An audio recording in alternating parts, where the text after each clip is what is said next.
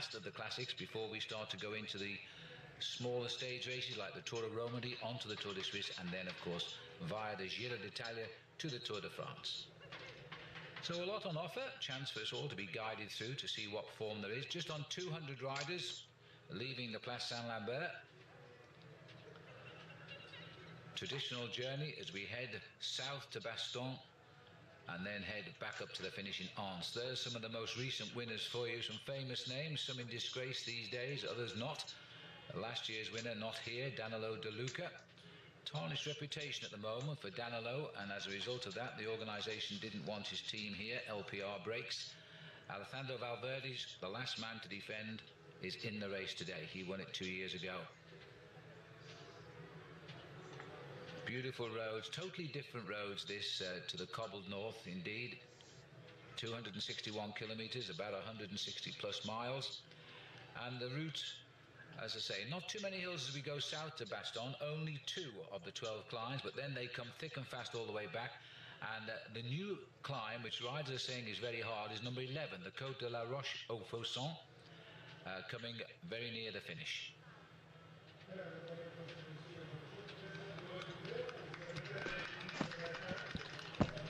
So the riders will establish now, 4 riders clear. There's been a number of attacks before we get down to the live pictures. There are the 4 riders in the lead as we now rejoin the action. They've built a lead of over 11 minutes at one stage, but at this point in time it's just 6:29 ahead. Let's go to the action.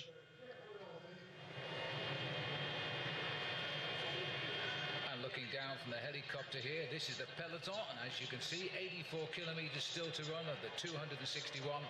And yes, of course, that breakaway is clear, but it's been reduced now from 11 minutes maximum to just over 4.5 minutes. And the Peloton now know, as they return north towards the finish in Ardennes, which is on the backside of Belgium, that the riders here now want to close down this attack. The 4 riders who are clear: Markus Foten, the German rider on Gerolsteiner, Tom Stubber from the FDJ.com team, Pierre Roland, Crédit Agricole, here they are, Pavel Brut from Tinkoff, and David Kopp of Kolsop. These are the riders who are in the lead, but already gone now. One of the riders dropped earlier on. This is the Côte du Stocco, which is coming near the mid-term. There's still a lot of climb to come. This is taking us through 178.5 kilometres covered. And these boys have worked well together. The breakaway getting away fairly early on. Tom Stubber is the rider's no longer here. But the breakaway going after a number of attacks and a very vigilant Peloton. It finally went after only 24 kilometres into the day. So they were setting themselves what would seem an impossible target here, to hold the field off for such a long way. But they've worked well together and deserve their advantage. The Peloton seem to have this monitored. Been no attacks at all from the fancied favourites. But they've made sure their teams have kept the chase together well. And they know too that with the big climb of La Redoute still to come, the unknown climb of La Roche-aux-Faucons, which riders say is hard, 4:15 on the blackboard there, in fact. So it's continuing to come down. And then we come to the Côte de Saint-Nicolas, which is the last official côte, should we say, of Liège-Bastogne-Liège, on the other side of the river, taking us up towards the finish in Ardennes. But of course, anybody that knows this course knows there's a nasty little climb, brings the riders virtually up to the last kilometre. And that's not listed amongst the climbs. Otherwise, it would be unlucky for some 13th climb of the day. Well, I have to say, this is turning out to be the nicest day of the year so far. That's Bertagnoli, the Italian from Liquigas, sat at the back here. But this looks like a group that's beginning to split away the wrong way. Laurence Tendam also dropping off there. Scarzelli. Meanwhile, back at the front, these are the 4 riders who are climbing pretty well. Pierre Roland, the young boy, is only 21 years of age, Roland, of Crédit Agricole. Another name. The French are saying this year that they're riding better because so many riders they believe now are not taking drugs. And as a result, the French have always said it's because of drug taking their riders have performed poorly. I think a little bit of poetic license there, but even so, it is a fact. The French are doing pretty well right now.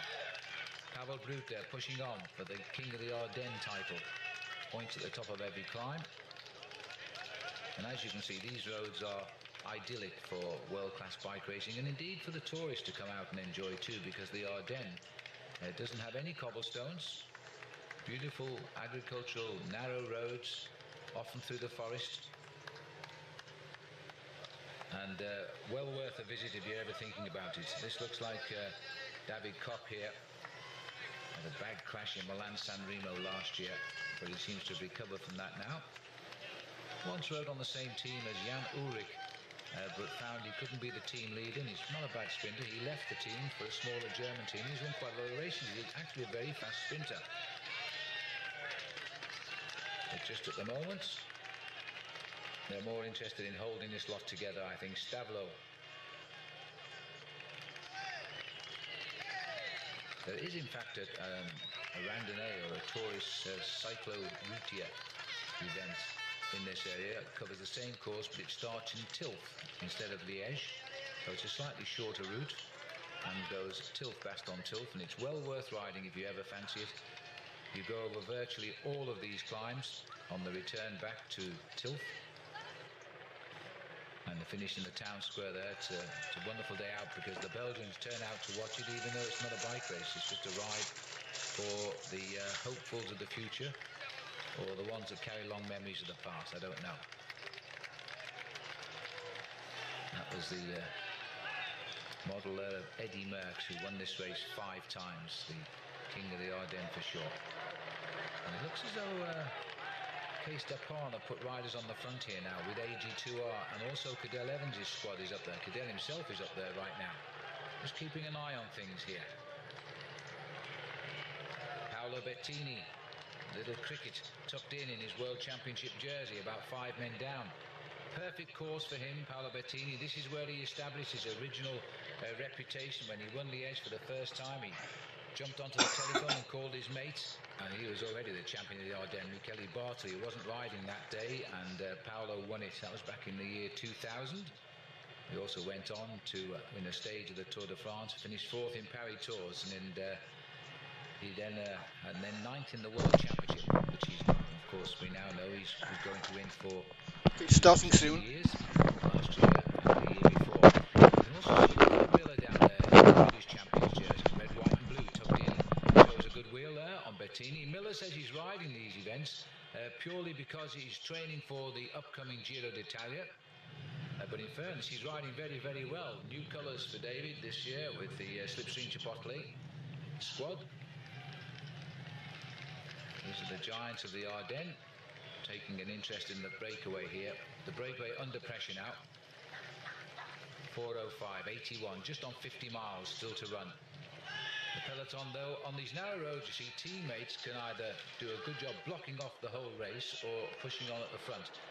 And that seems to be what's happening just at the moment. Team Milram at the back here. Dominique Royce, the German rider. I think it's the first time he's ridden Liège-Bastogne-Liège. He suddenly realised it gets quite hilly towards the end. Once you've been in the saddle for 4.5, 5 hours, your legs really begin to hurt on these constant climbs, and they're very steep. And they're only short, but they are very steep. They vary from 1 in 10. In the case of La Redoute, 1 in 4, 25%. Silence Lotto put their riders to the front as well. The red banded jersey down there, by the way, is Christian Fanberger, the champion of Austria. And Christian has opened his season well this year, because Barlow World, his sponsors, are basically a South African setup. They raced in the Giro del Capo, the Tour of the Cape, in around the area of Cape Town. Beautiful roads, beautiful country, South Africa. And Fanberger won that race, leading from start to finish. Won the first stage down into the very hot town of Wellington, one of the hottest places in South Africa. And it looks as though we've got in the spot a bother now for David Koch. He's been hanging in for quite a long time on these climbs, and it's hurting right now as the gap continues to drop. He'll recover this time, I think. Nice applause from the Belgian people here. They just love all cycle racing, but the classics draw the crowds out like no other event. You can trace this one back to 1892, although the results are a little bit vague, but certainly we're holding this event back in 1892. That's Markus Photon from Gerolsteiner. His brother, by the way, currently riding in the Tour of Georgia in the United States. Photon was a white jersey leader in the Tour de France a couple of years ago when he had a real good battle with Damiano Cunego, who's back in the Peloton just now.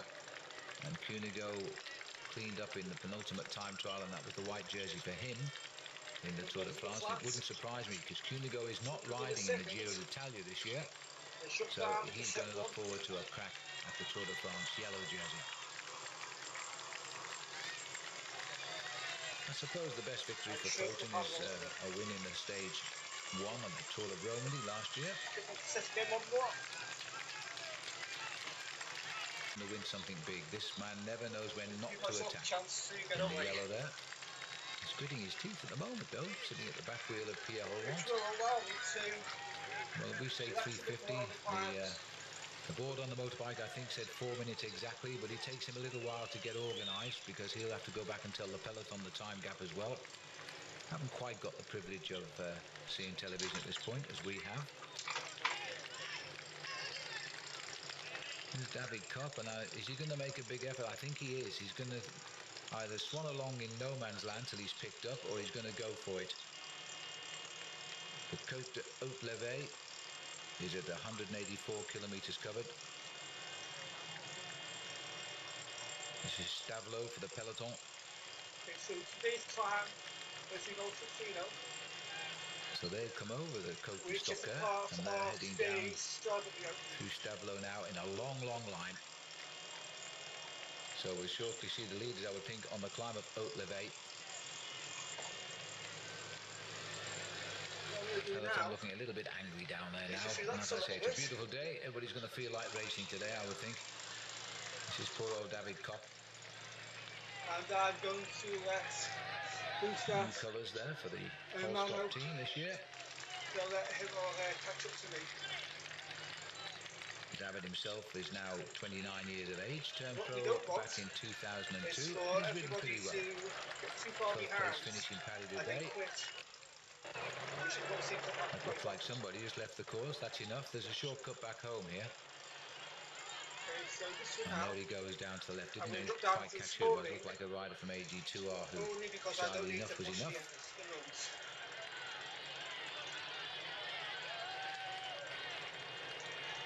What little wind there is there, pushing the Peloton across to the right-hand side now as they start the climb here of Haute-Levée. 3.4 kilometres, quite a long climb this, as you can see, quite a nice angle of ascent. Vandenberger looking as though he's quite interested in a good result today as he rides on second wheel.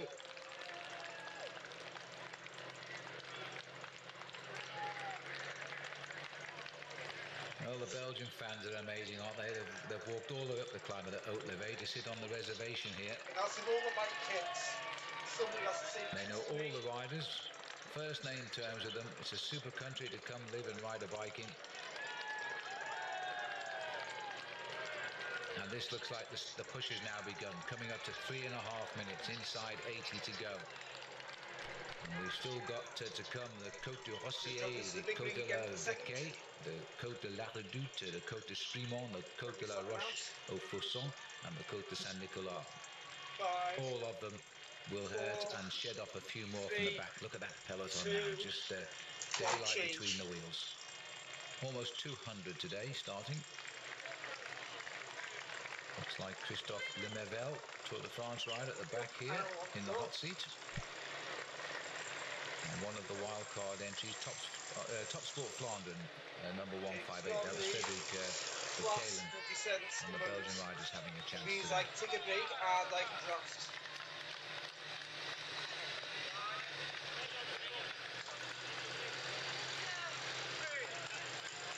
Vandenberger, you see he's a climber, zip undone, concentrating on the hills. David Kopp won't give up, will he? And I think he's going to get back. they can't afford to wait for him if they still nurture any hope of getting to the finish. So he's going to have to race himself back in, and by the time he gets on, he'll be going off the back again, I think. Going to be a tough one. A couple of wins for him last year, including a stage of the Tour of Poland, which is these days is a Pro Tour event. And a couple of years ago, he was second in Ghent Wevelgem. Race 3, I thought he might have won on that occasion with his sprint finish. Shallow hill coming up when it comes to about 25 or so. Came over to Gerolsteiner Before after he served his apprenticeship with Wiesenhof, and before that he returned pro for T-Mobile. We will have a slow hill followed by the main one. Well, no matter how good you are at cycling, there's no shortcut to the pain if you want to succeed, and it's been a long time out front for David Kopp. He was the original attacker, Kopp was, and they got those 5 riders together originally after only 24 kilometres. Then we lost Tom Stubber fairly early for Tom. These 4 have been terrific together, and with 3.5 minutes and 78 kilometres to go, they will get caught. We're under no illusion. So for those of you training on the turbos, just keep your head down, keep sweating. You're not going to miss much for a couple of minutes. The Peloton feel as though so far they're internally racing. They're just watching each other here. They're showing no real concern for that breakaway. It'll come back of its own volition at the latest, I would think, by Redoute. Pavel Brute here may not agree with me because he's riding pretty strongly just now.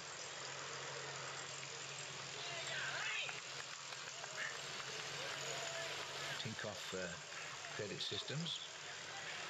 Until he came out of the small professional teams in Russia itself, he used to ride for Lokomotiv before he came across to Tinkoff. But he's a very strong rider. He's going to land something big sooner or later, I'm sure of that. He's only 26 years of age. But inside the house, just the window. 16 career wins. But most of those were races in Russia, as well as he got a stage of the Tour de Langkawi last year by a breakaway just before the end, and he powered away from the breakaway and won the day. He's an opportunist rider, a bit like Vyacheslav Yekimov was. Didn't pack the big sprint, but he packed the top end speed that others couldn't keep up. Team High Road there having a great start to their new season. That's Scott Davis. Brother Alan is on a smaller team at the moment.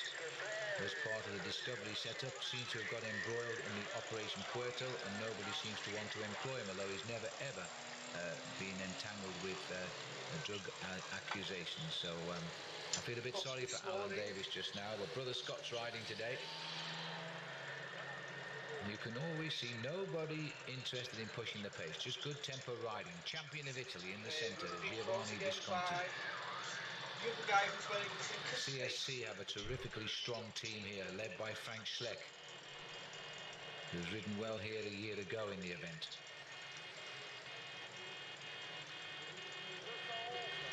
Well, even Belgium and the beautiful countryside has its scars, and that's one of them down there on the right. Haute Reveille, under the banner for the leaders. And David Kopp now settling back in and straight up there, look. Pierre Roland. Best claim to victory was a 3rd place on stage 3 of Paris-Nice this year. Really have a chance to meet.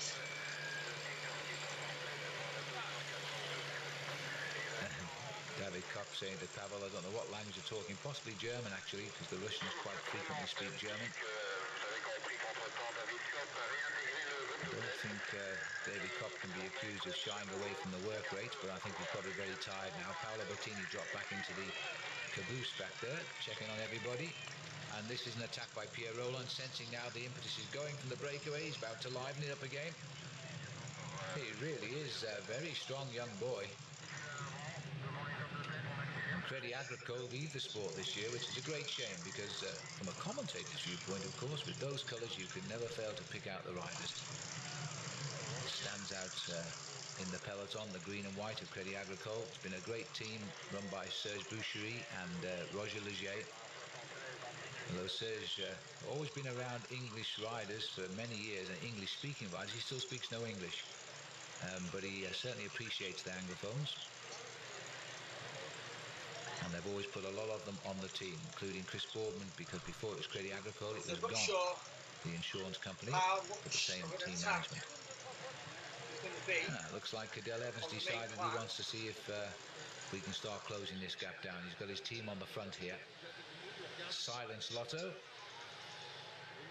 Mario Wirtz, Christoph Brandt, Dario Cioni's riding. You can see He's my an wheels are a Italian, little bit more but he was born aerodynamic. in Reading, in the Right, west of look at the braking England, now. Okay, so not the far braking away from stopped. London Heathrow I'm Airport. doing the best of speed. But he doesn't remember because he went very quickly with his mum over to Italy. So he's very much an Italian, really, although his English is excellent. Okay, brake's about to start again. So when that red truck's down, And also down there we're going to too throw is the power Jaroslav down again. Popovic. We saw him signing in 2, earlier. 1, and go.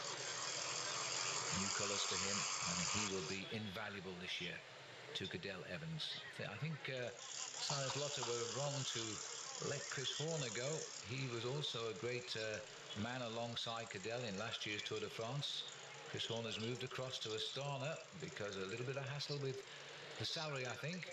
And Chris wasn't waiting to find out. Still moving on the race. Everybody is quickly at the moment, which is good. I'm just looking here, the champion of France at the moment, Christophe Moreau. Change of teams for him. Agritouble is now his team.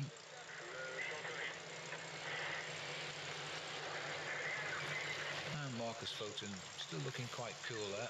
Chance for David to recuperate. Pavel very keen on getting David to come through, but as I said, he's not shirking his duties for sure.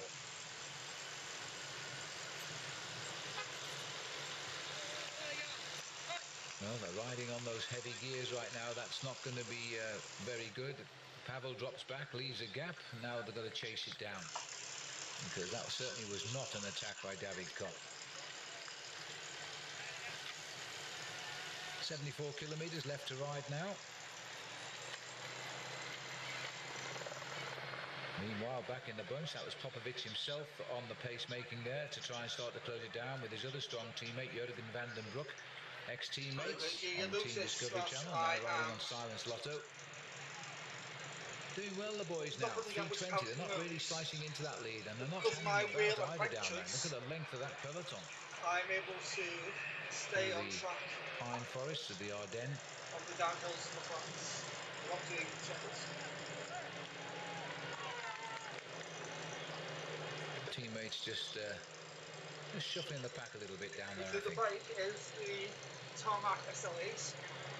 The wheels are the lightweight open air discs. Well, if you like statistics, by the way, the Belgians have won this race more than anybody else. Not always the case, the host nation's on top, but it is certainly in Liège-Bastogne-Liège. They've won it 57 times for Belgium. Okay, so choose the out of a possible 93. because of the hills. Everybody wise here now. After racing so long, it's time to just keep taking a little bit of food. And he said alcohol, and a little bit of food in, and plenty to drink, energy drinks. Because the big climbs are just around the corner now. This little bit of a dead patch of the race, a long straight road here, but that will depress the peloton if they can't see the breakaway, and they shouldn't at 3 minutes 20 seconds.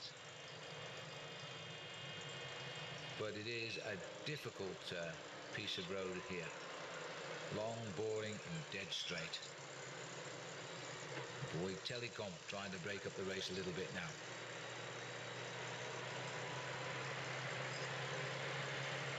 See now, technically, I could go for full power up himself, I think. Yeah, I didn't recognise him. He was taking it on food there, pulling a face. I am Man that made his name, racing against Lance Armstrong, holding onto that yellow jersey by a few seconds, that wonderful day in the Alps, and he certainly made a few friends that day, and he's lived on that ever since.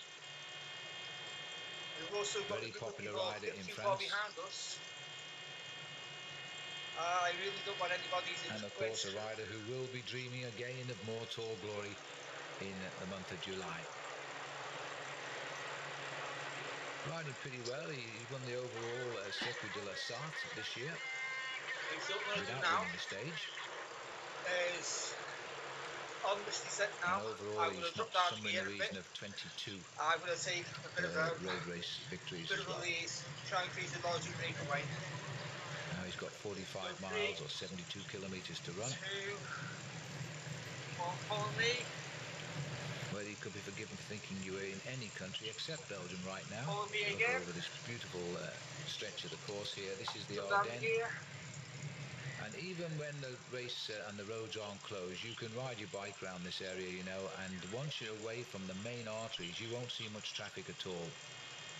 Take the photo. Plenty of guest houses, pubs and cafes for you to take time out in or stay the night. Is that one just to use the cadence? Providing you like There we chips, go, of keeping course, up. because it is Well Belgium done. after all. Follow me. And still the work being done here by Van den Broek, rather. Looks as though Thomas has got himself some friends up here right now. The Liquigas rider there is Dario Cataldo. They've got the early numbers this year because last year Danilo De Luca was on Liquigas, so though he's not here on a new team, their team captain today is Franco Pelazzotti. But there are a few cards to play, I think, Liquigas. And this little bit of a flurry by Thomas Voigtler and friends is telling on the time gap. Inside 3 minutes as we speak. It's he who feels strong, does the work in the breakaway right now, and does long turns as well. It looks as though Pavel Brute is the man who feels the stronger, the strongest. Sitting at the back, Photon. David Kopp is yo-yoing. Every time it goes up, he's off the back. But Pavel Brute here, driving on. 71 kilometres to go. And he's been in the lead since the 24th kilometre of the 261. So they're not far short of a couple of 100 kilometres up front today. Tremendous achievement. People often wonder why riders attack like this, knowing they've got no chance of reaching the finish, but there is always that lingering hope it will work. It has happened before. But either way, with television wall-to-wall coverage around the world, you reckon your sponsors will be pleased even if the legs do ache. And you go for a cool-down ride tomorrow morning. Well, we've been over the Haute Levée. We're looking for the Côte de Rossier, which is a 4-kilometre climb with an average gradient of 6%, so it's not too bad. But one gets the feeling that the peloton here are waiting for La Redoute, which comes at kilometre 226. About 35 from the finish, so we're still about 34 kilometres, about 20 miles from the town where we start the climb of Rémuchon. They pulled back that little group, but there's another one gone off, and that looks like it might be Philippe Gilbert. Yeah, it has to be. He's probably going to call in at his house for a cup of tea because he lives around this region. And marked there by a rider from Liquigas. Happy Vincenzo Nibali. He'd be the obvious one to join him in. I think Philippe Gilbert enjoying a great start to the year, and he knows that his name will be on everybody's lips once he gets himself off the front of the peloton. He was the king of the mountains in Australia's Tour Down Under this year. Not really mountains, but they're about hills very similar in the Tour Down Under to the hills he's riding today. And he also then went from Tour Down Under to Mallorca and rode the Challenge Mallorca, and he won 2 of those challenge races in Mallorca. So he has tremendous form, and not to mention, of course, the fact he won Het Volk as well with an absolutely superb lone escape. So he's going well. They'll pay attention to him, that's for sure. Back into these beautiful narrow roads, but unfortunately we found the Côte de Rossier.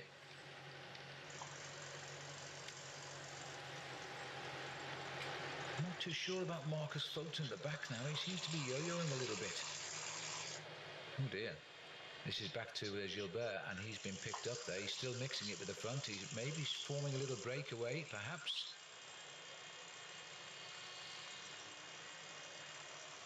David Kopp, I think this time it's curtains. He's just swung off the back because this is a long climb. This is 4 kilometres. And if he goes off early, then he won't get back over the top. It's just a little bit too long for him. Yep, that's the end of it. Even so, it's been a great day of Now, I racing feel for him. sorry Think of all those for lovely kilometres in your legs, the David. rider directly behind us in Once you third recover, place, you'll be on top form. because they are doing a solo time trial. Well, I've had some great fun So you can riding either my do bike in this area, by the way, a couple of minutes with Stephen definitely, Roach watch of the all kilo, people when he was at the top of his career. and burn themselves out to catch Unfortunately, up to because myself he really did hurt you when he went on these hills. When he used to or ride they with great can success, Liège take a Bastogne break, Liège, podium finish, of relax, course. and become a group of 3. Stephen still I'll runs be his able to get coaching close. camps in Mallorca, and I believe still owns a hotel in Antibes, which is quite famous for its restaurant. It looks like these two riders still pushing on here. Still haven't confirmed that rider, but I think it's Nibali. Now there's the lonely man on the right now, David Kopp. He's lost sight of the other 3. They're around the corner and gone. There won't be a return now on what is an idyllic late spring day 4 or as we 5 head out up of 10. towards the month of May and the first classic stage races of the year. So nice and relaxed. Bastogne a long way behind these riders now. More. The Peloton never really turned the pedal in anger all the way south to Bastogne today. They allowed the breakaway to build on it, knowing that the return is viciously hard. Oh, it's Jelle Karlström who's gone up here with Gilbert. Good man to choose. Even time at the front.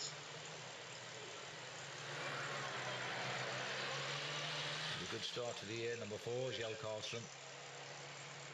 He rode well in Paris. He won stage 3. He hasn't won many races in his career, and in fact he's now heading up. He's 32 years of age this year, Jelle Karlström. He's only won himself 7 races, but a very strong man and never has a problem holding on to a good contract. His last win, by the way, until he won Paris-Nice this year, the stage of, was a stage of the Tour of Tasmania, which, as any Tasmanian will tell you, so is not part of changed Australia, my mind. but of course it is. Sits off the bottom and I'm end going to of try and do a bit of an attack Australia, on this next hill. across the Tasman Sea. 67 kilometres to go, and now we've got Kopp at 24, Gilbert and you might say Karlström at maybe 1 or 2 2:27, watts. and the Peloton snapping at the heels at 2:42, and a spot But above there it is there for almost Barlow 0 World's drafting on the Stephen climbs. Cummings, So if I can world get to the champion top of on this the track, first hill coming up, and now joining ahead Barlow of World, and I think he'd be a terrific asset. Mano, But he's finding Liège now then getting a I bit can tough take towards it the easy end, on descent, but time's on his side. and then do a nice solid effort on the main climb.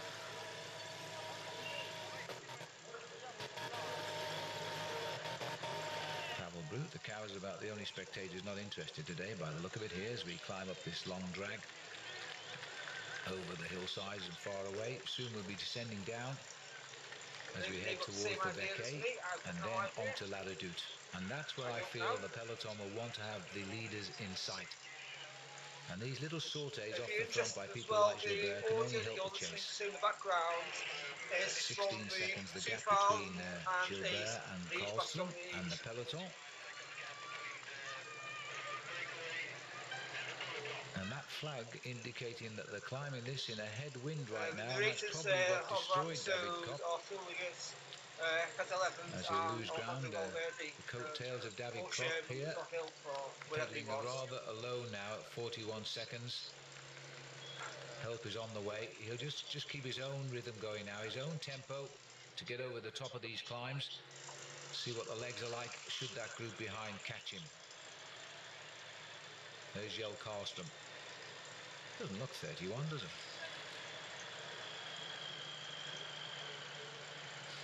Gilbert, how many hours has he spent training in the Belgian Ardennes over the years, popping across down past the Maas, or the River Maas, which goes into Maastricht, or maybe going the other way towards Germany and Aachen. And if you keep going, of course, you'll find Luxembourg as well.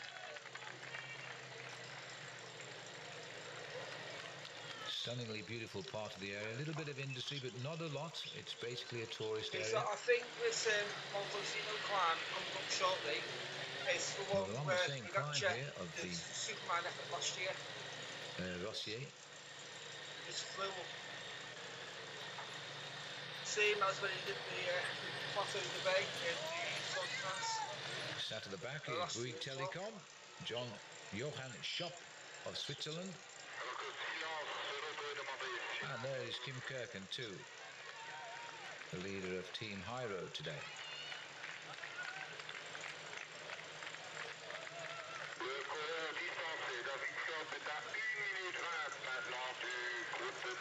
And I can hear on race radio that they're now saying that David Koch is over a minute behind now the leaders, so our clock needs to catch up a little bit. It's doing its best. They're saying 1 minute 20 now is the gap, David Koch to these three leaders, so that's a huge gap. And our clock's got so confused it's wiped him off the map completely, and the Peloton of the second group is at 2:08. Grab a quick drink. There we are. They've got it right now, more or less. Pierre Roland has been very, very impressive today, this young man. 21 years of age. Another good find here by Roger Leger.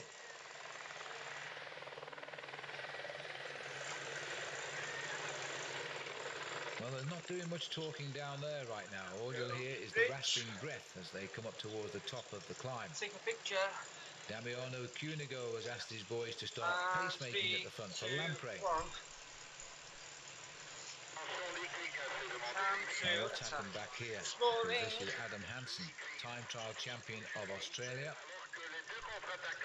Just come back for drinks, I think. He's not in difficulty anyway. Judging by the way he's stocking up here, he's planning on going the distance. 65 kilometres to go for Adam. He got the team off to the great season they are having. Remember, they're the former T-Mobile setup. Bob Stapleton, the man behind that squad, and he's called it Team High Road as the search continues for a new sponsor. But I must say, a sponsor would get great value for money off that team right now. They are winning a lot of races, and Adam Hansen got them going back in January when he won the Aussie National Time Trial Championship at a place called Ballarat in Victoria. And I was there at the time, and I must say he was over the moon, quite literally. He's a Queenslander, but fortunately the weather down in Victoria on that occasion was as hot as Queensland was. The irony was Queensland was getting rain at the time, which caused Robbie McEwen to leave Queensland and come to New South Wales, to Sydney, with his teammate Nick Gate, and go training in Sydney because they literally couldn't train up in Queensland because of the downpours which were happening there, causing big floods. Well, this is Gilbert now, and I don't know where Gilles Carlson is unless he's in front, but I somehow doubt it. I think he's been dispatched back to the Peloton. Well, he's heading towards La Redoute via, of course, the Côte de la Vecchie. Peloton under the control of Silence Lotto. Visconti, the champion of Italy, tucked in third wheel. This is David, and up comes Philippe Gilbert.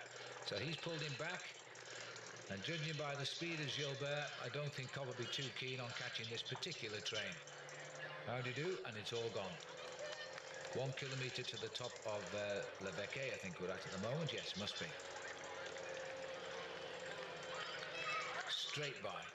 Mavic service car drops in behind. Always a nice feeling. The riders know they've got a good lead when the service is called in behind. He's clearly going to reach these boys. He's going to reach them as fast as he can, and it might be before we get to the climb of La Redoute.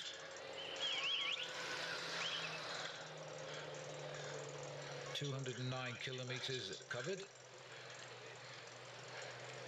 Peloton's getting smaller, even though nobody seems to be moving off the front of it anymore. Study in slow motion of Philippe Gilbert. To make sure you don't cramp up. Chosen a nice place to become a professional bike rider here.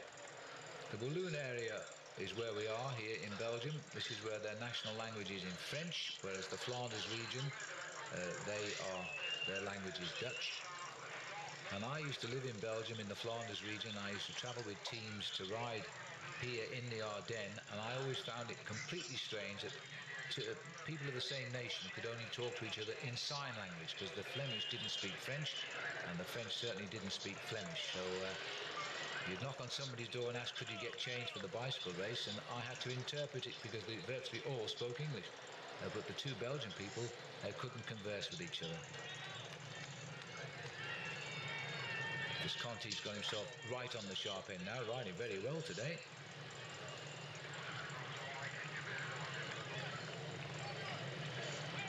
I'll tell you, the riders we haven't seen much of today are CSC so far. They're led by Frank Schleck, and we've got a good team to back in here today, apart from brother Andy's in here as well. You've also got Eric Larsen and Kolobnev.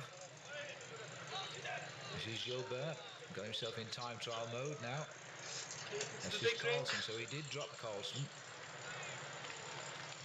And Carlson himself hasn't gone back to that field, so perhaps he's planning on a rejoin, perhaps. We'll see.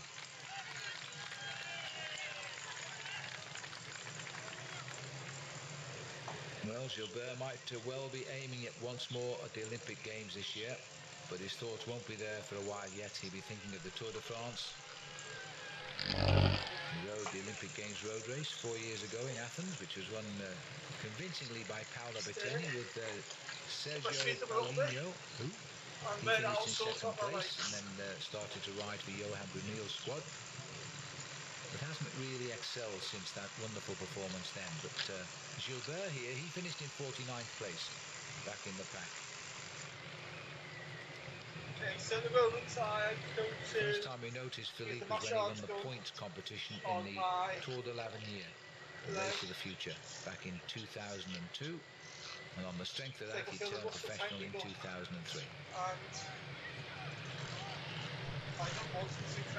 He's all over the road here, but he's closing. 1:32 now, just 39 miles, 62 kilometers to go. And we've got 4 official climbs, plus the climb up to the finishing line to come.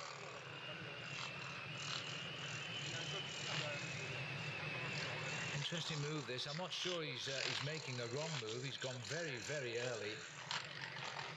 But then think about Het Volk. I think it was the last 50 kilometers he was on his own and he stayed away. So if he's got the same form, they won't give him too much of a run. And I was just wondering what he was doing there, whether he's putting his radio back in. It seems to have come out. They don't have a long range, these radios, and the Director Sportif is going to be about a minute and a half behind, because he'll be in the team car behind the Peloton at the moment. So he may or may not be getting guidance as to what the gap is. He won't know, perhaps. He's 1.5 minutes behind, but he is closing in just. Meanwhile, back in the woods here, we're down to 3, led by Pavel Brut, Pierre Roland of France, and Marcus Foten here they put a bit more power on now, whilst they're going flat, and then the hill climb. German rider. Need to go much above 50 kilos. On cue, our caption generator, reminding us who they are. We should be able to keep ahead. No results for Marcus Foten this year, but we must never forget that he started out life as the world champion in the under-23 time trial category, so he can ride a good time trial. That was back in 2003, and again, like Gilbert, on the strength of that performance, he turned professional in 2004. He's only ever raced on the Gerolsteiner team. It will be a new team for him next year, because Gerolsteiner lead the sport this year. But it's such a good squad, I can't believe that Hans Holster will not find a new sponsor for them.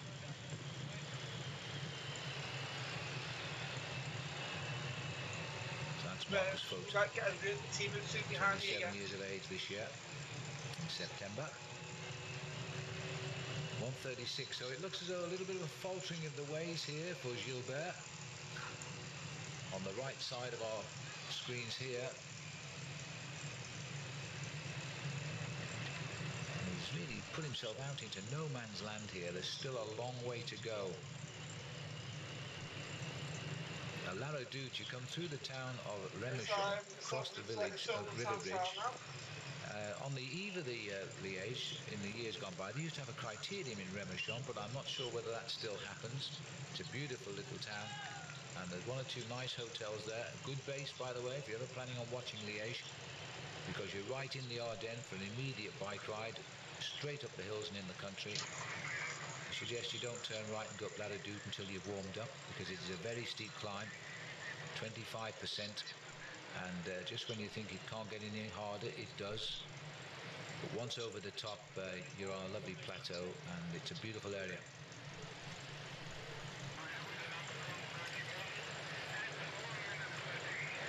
Well, sit down feed in 500 meters.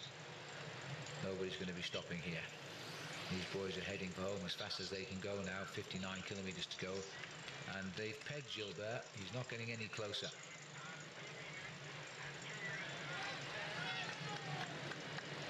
Late afternoon now, 4 o'clock.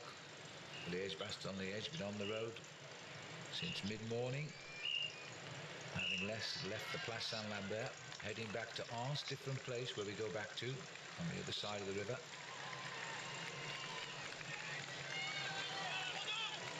Settled back in, got a lovely position there, and he really settles down to some hard work here. Meanwhile, Gilles Carlston hasn't given up either, but according to our screen there, he's 30 seconds now behind Gilbert.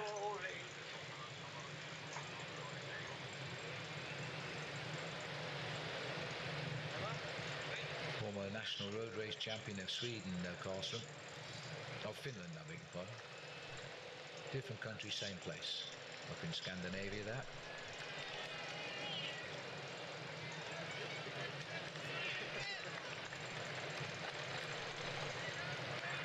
Well, he's really committed himself as well now, and he's lost the wheel on that climb as Gilbert. It was just too strong up the hill.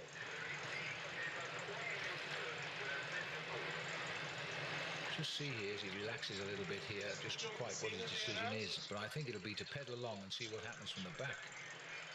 There's no point in going back to them. They may as well let them race up to him. Gilbert's got other thoughts. Remember, he's heading now towards the climb of La Redoute. 57 kilometers to go. La Redoute comes at 226 kilometers into the race, so still a little way to go. Peloton are slipping away. They're out to 3 minutes. And quite frankly, Gilbert's getting no closer now to the three riders up front. Another nice big crowd here as he swings around. The three boys have gone through the feed.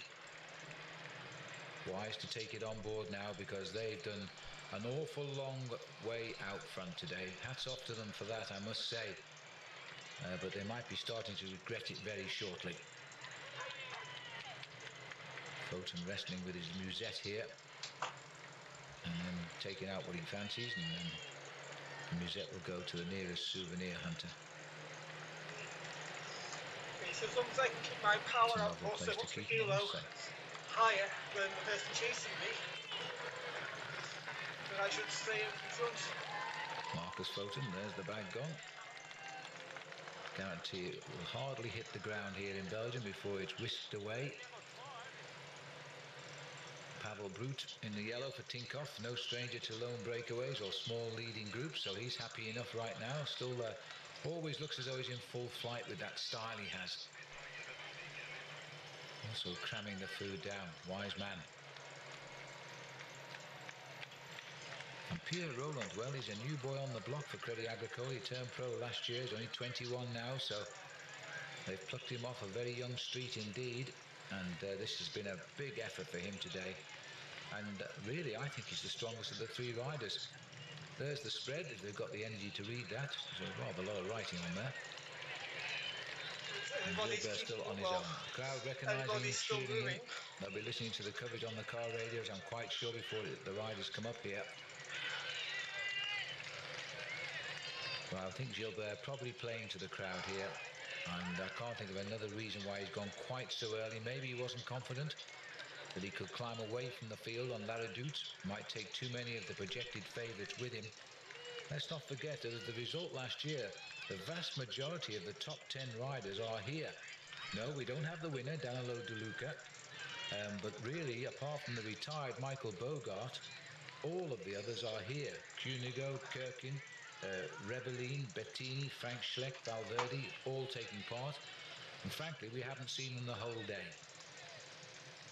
But I wouldn't reckon the day will pass by without seeing them soon. As I say, we've got Redoute to come. And that's where they've got to make the move. And then they're quickly followed by a fairly average road, good clean road ascent of the Côte de Spumont. And then the new climb, which I personally have never seen, it replaces the Sartimont as the Roche au Fosson. And they say its steepest part is 18%. And that's going to hurt the boys. We'll see. The big hill climb in the feeding zone. Always a little bit dangerous, especially at the back of the peloton. You see the fallen cans there. And then so easily call a crash. Yeah, for Cause one or a two crash. reasons. But there's Roland. He's finally got his food out and thrown the bag away as well. Who's around there? Garda. And we're off in search of Redoute now. I'll check when we finish this ride. They've held Gilbert at around a minute and a half for an awful long way now, ever since he put his move in, race, which is on the Haute Levée. Should be about 2,500 to 3,000 riders. Beautiful chateau of the Ardennes. To be in absolutely perfect condition. We're onto the Vecche now, 5.9%, 3.1 kilometres the climb. That's the average, by the way. It kicks a little bit steeper than that. So I might be able to use the disc wheels tomorrow. Now let's see if anybody else is set to track here. I've got a feeling Photon isn't feeling that good at all. He's been at the back for quite a way now.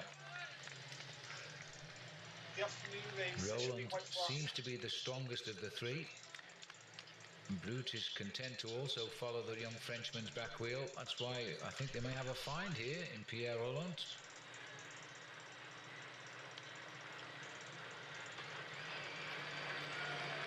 Now, where is Carlson?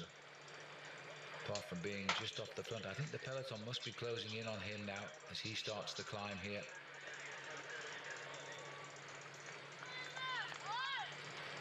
Never seen Heidner, Cadell Evans either, who's had this fabulous start to the year, and really he's going to go into the Tour de France this year as the outstanding favourite, I think.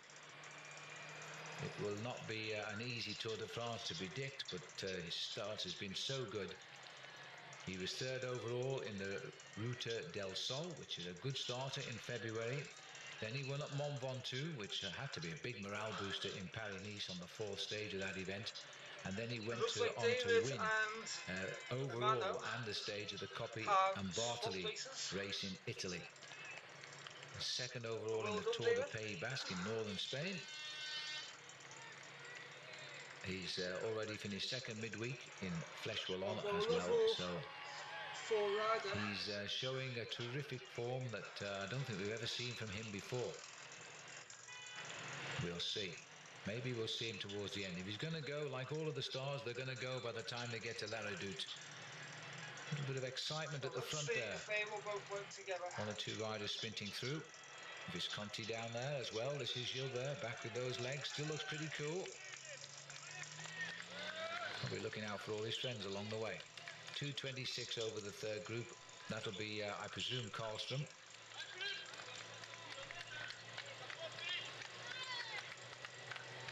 I think, judging by the earpiece there, he was receiving some instructions there from his manager.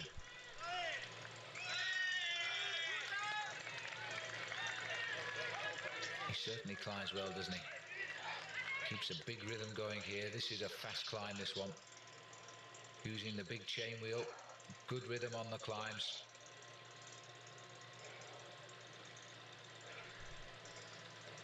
Sun right on his back here as he climbs up the Côte de la Vecche.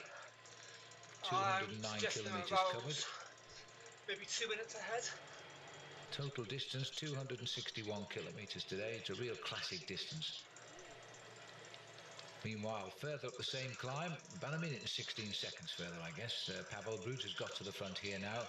Roland still doesn't look under any pressure. He's a big boy, isn't he? Sits on that bike. So So that's the tank where And Stefano is Marcus the Foton moment. sits in number 3 in wheel, last and that's where place. we've seen him every time we've joined the That was a leaders. good But decision. now it looks like Cadell Evans has told his riders to start riding at the front here now. And again, he's got Popovic up there. Sonia Duval also moving a man into the thick of the action.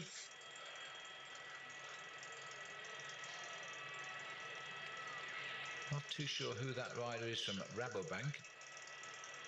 I say not too sure. He's got the riding style of Oscar Freire, but I can't believe Freire's up there.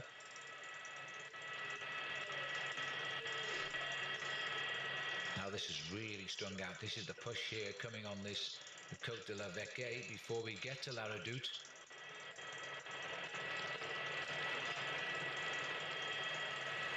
I think that split the peloton, that effort. See if our helicopter pulls back a little bit, because this has been a very serious effort here, and it's been done by Cadell Evans' team.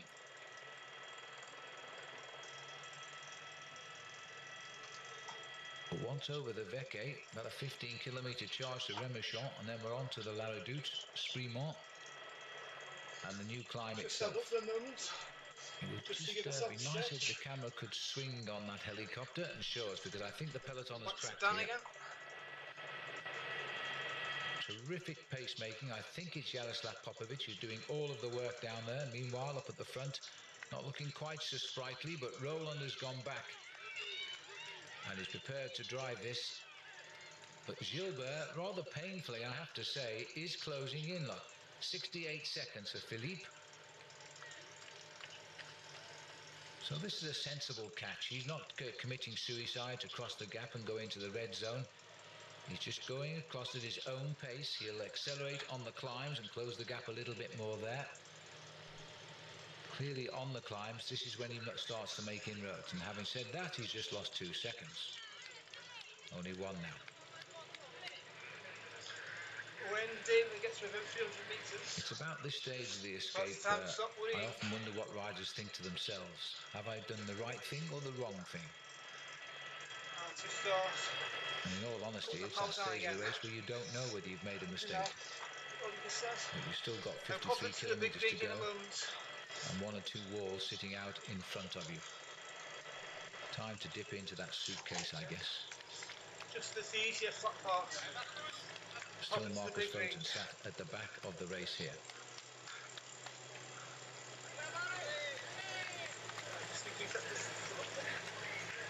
Looks a little bit slower, and that's the catch of Karlström down there. Look, he's been swept up by the hard-riding boys from Silence Lotto. That's making the statistics a little bit easier to understand. 1:07. Gilbert being told he's at 1:30 something, 37 I think it was, so he's a bit closer than that board is telling, but there's a delay, of course, while the timekeeper logs the times and then catches up with all the riders. The time's already changed. It is a very difficult climb with some kicks of around 25-26%. The thing is that there'll be a huge crowd there as well, and we'll see the motorway will be blocked with vehicles. It becomes a big car park on the day. There's the gap though, 1 minute and 3 seconds back to Gilbert now.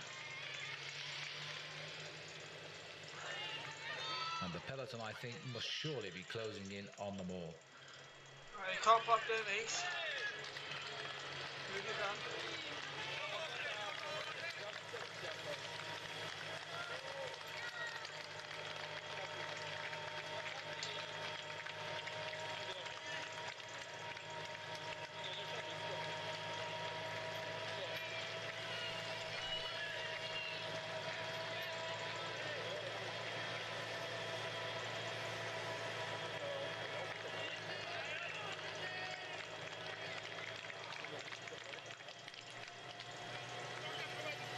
Well, there's the peloton, hotly pursuing Philippe Gilbert on this long straight over the top of the Le Vecchie. 51 kilometres to go, 1 minute and 2 seconds. This has been a very difficult chase for Gilbert, and he must be wondering what's going on here, because these 3 boys have really stuck to the guns. I think Foton, as we've seen, has been a passenger for some distance now. He's tired. Pavel Brut helping out when he can, particularly on the climbs, but Pierre Roland is the revelation. And he's driving again here.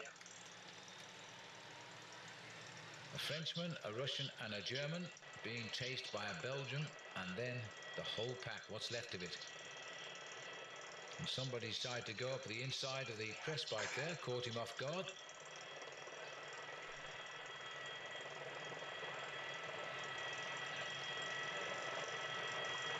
Just good high-speed chasing, but nothing sensational coming from that peloton yet. They just want to keep this breakaway within shouting distance, I reckon. And then Redoute will decide the move.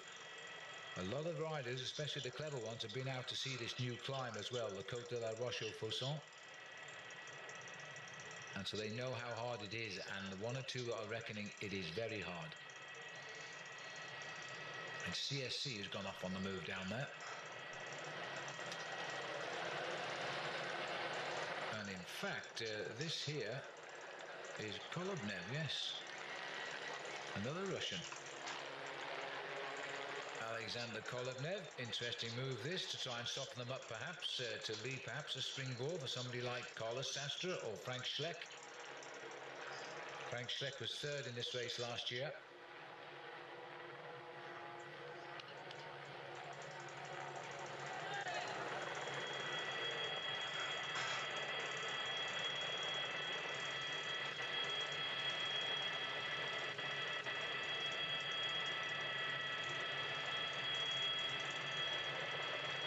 Second in the World Road Race Championships a couple of years ago, Kolobnev in Spain.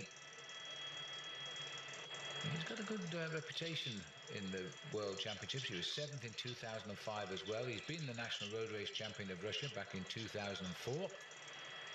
That was when he finished 10th in the Olympic Games in Athens. Got him the ride, actually, winning the title. I will do a recovery downhill. That was the first time we knew of him. He finished 5th in Flèche Wallonne. To Belgium, I don't know. No performances this year, but that may be about to change. He's been nominated as the man to soften the peloton up in favour of Team CSC, who've also announced their retirement from the sport this year. A attempt of a positive representing of the steering wheel. Certainly Kolobnev has gone away with a bit more urgency. Philippe Gilbert settled down more or less in no man's land, and still 68 seconds behind at 30 miles to ride, 48 kilometres to go. About 2.5. Now the move, coming first of all from Case de Pan down there. Sorry, kilometres per hour, 250 kilometres per hour. And this again could be another softener in favour of Alejandro Valverde.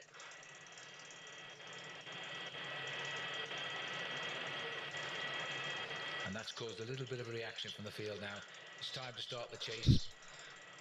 And we'll watch that peloton time come down just a little bit. Back up with Philippe Gilbert. He's knocked off precisely 1 second since we were last here.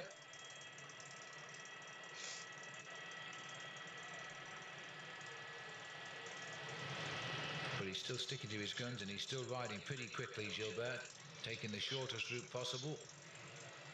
It's a big ring. Still the ticket collector is Marcus Foten, and the driver, there's no doubt now that that is Pierre Roland, who's keeping this break suitably ahead of Philippe Gilbert.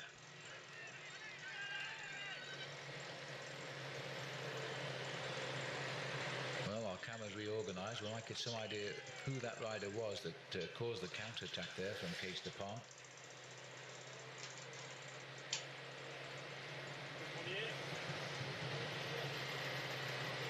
But it's a good time to start. This will be the psychological part of the Liège this year as they head towards La Redoute, and riders who've got the nerve to go and stick their nose out front might steal a march here before the climb. And especially if you're not a great climber, it's one to get over before the peloton. The others, apart from the new one, which we haven't seen, are not quite as steep. More information. 55 seconds for Philippe Gilbert, they're saying. Just a few frames, or odd frames, and then I planted a couple of raspberry bushes, a few walnut trees. And there, so that break has got away. 133 to the peloton's 155. Which is over a year old now. And still setting the pace here, Alexander Kolobnev. In January 2024. I kept indoors. He does seem to be getting across that gap quite usually quickly. the So last he's only 30 seconds behind Philippe Gilbert, who's been out there for ages trying to do something about that breakaway. No heating. He might welcome the arrival of Kolobnev right now. No chilies on it, just the leaves. Not too far in, but still very much alive. So I have. Although it looks a big peloton from the helicopter, I just wonder how many riders are down there. Larger pass. And that's down Maybe the 100. greenhouse this morning. 6 hours any longer. That's the tail of it now, so yes, maybe less than 100, maybe about 80 riders left in with the race at the moment.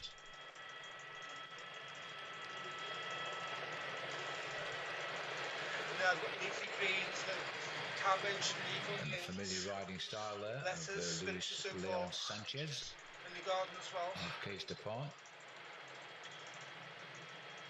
Rojas the sprinter is still there, sitting near the back. And I have more grip vans which will arrive on Tuesday. Looks as though David Kopp has managed to hang on in the peloton for a while, which is pretty good. There's Paolo Bettini, easy enough for us to pick out. Oh, cucumbers as well, and watermelon. And Rebellin is also there, riding very close to Bettini. Both riders former winners of this event. As we go back up to Kolobnev. I got 72 cucumbers. And the nice clean bike he's riding, not quite Paris-Roubaix, is it? And with the sun out and the roads dry, been a good day for the mechanics. They may not have to spend too long outside the hotel tonight. It was over the course of 7 months. He's looking as though he's going well enough to catch Philippe Gilbert here. Kolobnev, he's got a good rhythm going, determined, and he's moving good. Right, so remove it from the stem. The empty road ahead. Always spectators wherever you go in not a greatly populated region of Belgium. Quick Step have decided to take over the main chase here. That might be in favour of Paolo Bettini. He's riding not too far behind Visconti there, the champion of Italy. Title that Bettini himself has once held. The weather was a bit crap over in the UK last year. A bit too wet, a bit too cold. So I didn't really brew anything at all. Well, they're saying there's a huge crowd awaiting on the Côte de la Redoute. Well, we expected that, because that is where I think everybody tries to get to if they can.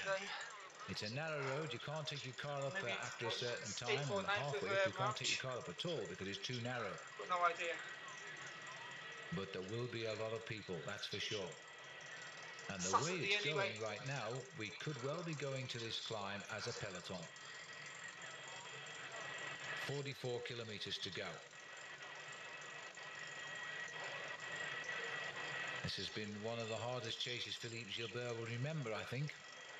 He's barely riding quicker than the breakaway, if at all, right now. Yet he's seeing all those motorbikes in front. He might think they're just around the corner. I doubt it. And at 22 seconds, Kolobnev is coming back to him, and that will be a very nice, strong pair of extra legs for Gilbert to make good use of.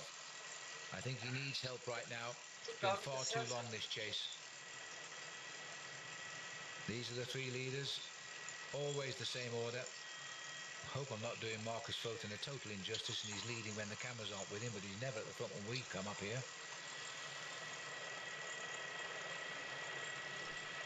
Don't think the rider from Case de Pont made any progress there. We haven't seen him since.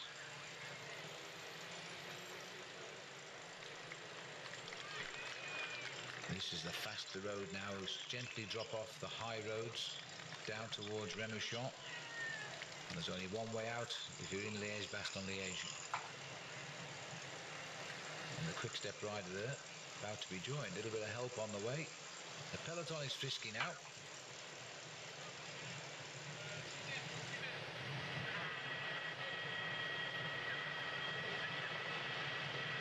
Well, he knows, doesn't he? Somebody's told him that Kolobnev is coming, and he's an intelligent boy, Philippe Gilbert. He might well now ease back and let Kolobnev join him, because he knows he's coming. In fact, I think he's squeezing his microphone there, so he might well be talking back to the team car. What's happened there? It world governing body UCI are formulating new rules on the use of race radios this year, hopefully in time for the Tour de France. Although they'll never ban them now, they will use them and I think try and restrict the use on certain occasions too. Been a good solid kill here for Kolobnev. This is the way to do it. Get across as quickly as possible and use as little energy as possible. And that they are so heavily at the moment. When they reconnect, then they will be behind. It's only a 1 minute 40-second spread now between the three front runners. It's all coming together. Uncanny, isn't it? As we come towards La Redoute, the whole field is rejoining here. The Rabobank rider at the back is Thomas Dekker. A little bit of a shadow himself this year after a brilliant season last year when he hit the big time, but he doesn't seem to be riding that well just now. A little bit of sickness. And there we've just seen him riding at the back of the pack here as well. That is unfortunate. It happens. Next year might be another year, or indeed towards the end of this year. Who knows? Still a young man. Nice long descent. We continue to fall away from the hills. And this is where Brute always comes into his own. He's a very strong rider on the flat. That's his major asset. He's not a great climber.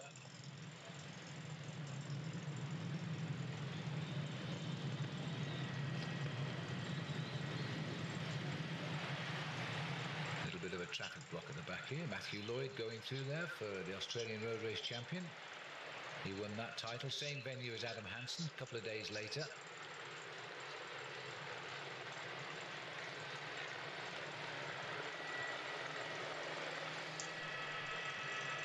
Nice little mix from Peloton to the face of Philippe Gilbert, who's now thinking, I've got to get this over with as fast as I can.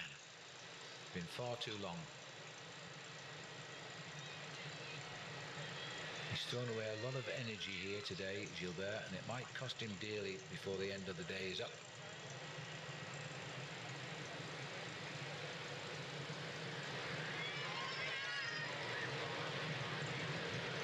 He's never had a good performance to my knowledge in Liège-Bastogne-Liège, and yet he has been a man for the Spring Classics.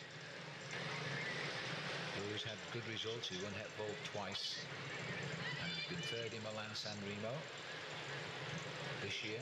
Let's not forget that. I almost did.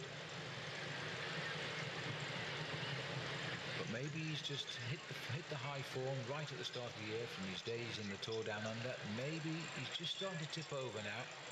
Coming to the end of the classic season, he'll want a rest period, I think, and then he'll start to build again.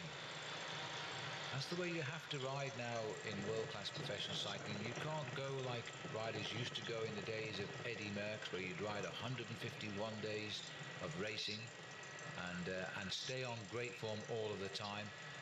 Now it's a question of hard racing from day one, whereas in the old days the racing wasn't quite so hard at the start of the year. And you just got to take your time out and retrain your body, and you've got to make your targets. For the big names, it's usually the Tour de France, a classic, and hopefully a world title. And then in between, I'll take a rest. Lance Armstrong, of course, used to only ride competitively in the months of June and July. And that was his season done.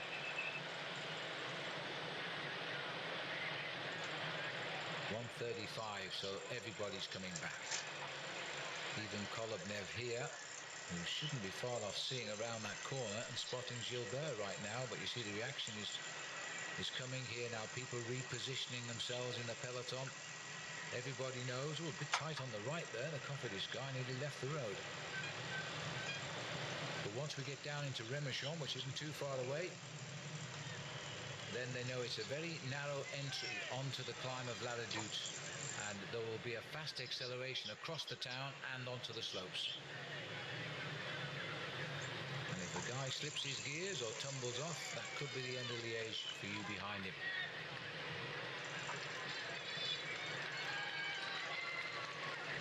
Still the cheers here for Philippe Gilbert.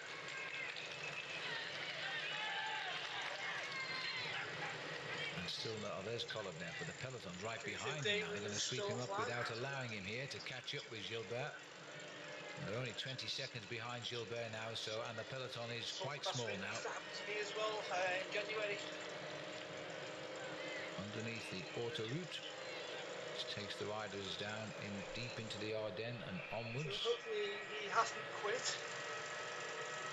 Through Mons and Charleroi and heading towards Germany. And the route is downhill.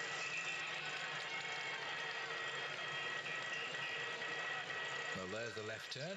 I stayed in the hotel straight ahead. Very nice too. Turn left here, then you turn right, and then you're on La Redoute. And they've timed it almost to perfection. Just the 3 riders are up ahead. 1:24 the gap. Gilbert behind. Remouchon is the town. And they'll swing off this lovely road any second now because La Redoute is on their right shoulder. All the campers down there, all of these peoples have been told to park the cars and walk, and it's quite a walk to the top. This is Gilbert, so the 3 leaders must just about be starting the climb. They're under the bridge around the corner. This is Gilbert.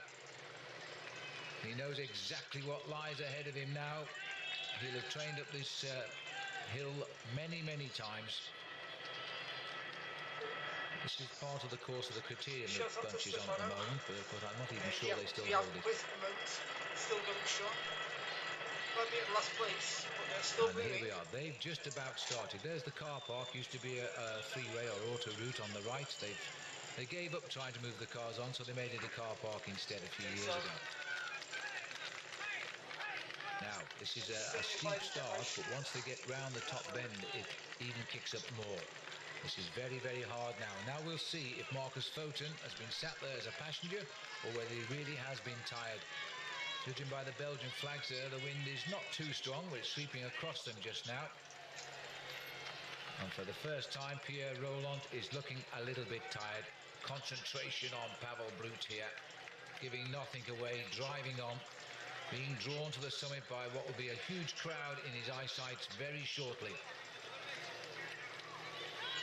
I'm just going to jump 36 kilometres to go, 20 odd miles, 22 miles to the finish, but it's the terrain so I that can will check my stream is working. So I will be back. You can see motorcycles in front, but he must be very close to spotting the breakaway.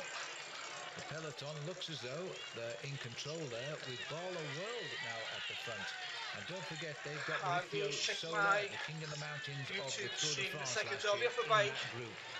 For about 30 seconds.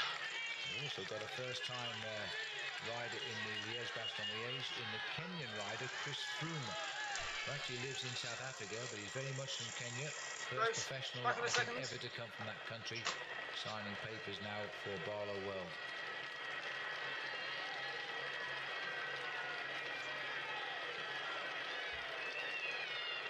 Just see who starts to push the pace up here a little bit now. I'm very surprised to say that there is no obvious move by anybody in particular here. They're just allowing the tempo riding. There's the car park on the freeway, you see. That's the Belgians for you. Love their sport, know their riders, and if you are a star in Belgium, you feel like you really are a star. Eddy Merckx has great difficulty walking in this country, I can tell you. There's the crowd now.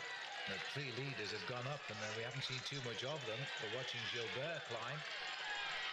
Now he really is dancing to the orchestra of the crowd on the right as they push him virtually up with their voices. 49 seconds to those leaders now. And if we can just lift that camera, it's not going to be far back to the group here. Here is the group here, and they're being led by Lamprey. Pretty sure that this is Daniela Righi on the front for Lamprey. And Brut has cracked. It's just got a little bit too steep. This is the steepest climb. If he just gets over the top here, there's no descent off this climb. It goes onto a plateau, and Marcus Foten, who appeared to be the weak one, is just trying to hang on to the coattails there of Pierre Rolland, who has been an absolute revelation today. Gilbert closing them down. They're in trouble except Rolland, so I think Gilbert might well close in here. We're looking at Foten. Remember that behind Foten is Brut. As we now get up, no we don't. I thought we were going to see the Frenchman in action, but we're not. And just look at Gilbert here. He's virtually sprinting up this climb. He makes it look like it's a flat road. 24% on its steepest part. The Peloton still being escorted by Lamprey. And the last survivor of an original break of 5 that went at 24 kilometers into the race. Here we are now at 35 to go. And Pierre Roland knows now he's going to have to do it by himself. Everybody loves Philippe Gilbert in this part of the world as they try to shout him up. Matty Lloyd's got himself to the front on La Redoute. That's a very good performance by the young champion from Australia. He won that title so well. He broke away in a really hard course, very hard conditions, and nobody could answer his attack. He soloed to victory just outside of Ballarat. Buninyong is the actual name of the town. Very nice pancake house there, by the way. Gilbert continues. The legs are just about creaking at the seams, but he's getting up to the top. And Matthew Lloyd having a good look at La Redoute from the driving seat here, being chased by, I think it is Maurizio Soler there, who gets onto his wheel. The man that surprises with a stage win and then went on to win the Tour de France King of the Mountains title. Now giving himself a good workout. We're getting at last to see the riders who might feature in July. And of course, a lot of these guys also honing their form for the Giro d'Italia. Bettini is now gone. Gilbert's history. Look at that. Paolo Bettini, the cricket jumps straight past. Moves over the summit there, but he climbs a little bit further, unfortunately, and then it levels. And Lloyd is coming across to Paolo Bettini. Champions jerseys all. Well, that is not the style of Cadel Evans, who's come up into 3rd place. It might be Popovic. Meanwhile, Pierre Roland, that was another line on the road, so maybe that was the summit.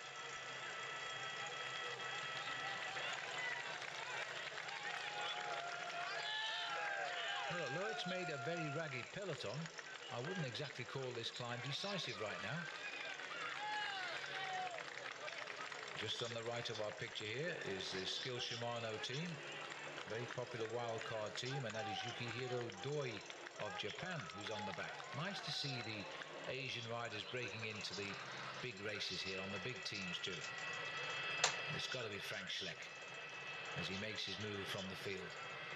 Those long legs, the man that finished 3rd last year, full of confidence now. Okay, so well, but over the top, Schleck was in the action over the top of La Redoute a year ago, went on to finish in 3rd place. Remember, this is the last classic of the year. Frank has already notched a runners-up spot in the Amstel Gold Race exactly a week ago. Still just before the final descent. So I keep on moving. Marcus Foten and finish with to fight as best he can now. Strong lead. Côte de Sprimont comes very shortly. As I say, there's no real descent off this climb. This is like a link lane that will drop onto the Côte de Sprimont, which is a good road surface and not a huge steep climb, but enough at this stage of the race to hurt the legs. And here comes trouble then. Number 26, it's Andy Schleck. Brother Andy, not Frank at all. If you're watching the stream right now, just let me know if you want to see a sprint finish. Put these two guys together, you're not too sure till you read the numbers which one is which, I'll tell you. But this is Andy Schleck anyway. Easing the way for Brother Frank, perhaps. Pierre Roland, a name perhaps we're going to say a lot of this year. He's had an absolutely fabulous day out. He'll go home a hero. He certainly will if he wins, but I can't see that happening. Andy Schleck, they're saying now. I think the caption writer's getting as confused as me because it is Andy Schleck, I beg your pardon. Yes, I am getting confused. It's Frank who is back in the pack, we presume. That's the right turn off the lane which brings you over La Redoute. And then we have this flattish road where the leaders are right now. 26 seconds to the 3rd group on the road. Well, that will be Andy Schleck, I presume. Tedious. just on 20 miles to go. Pierre Roland, the last survivor.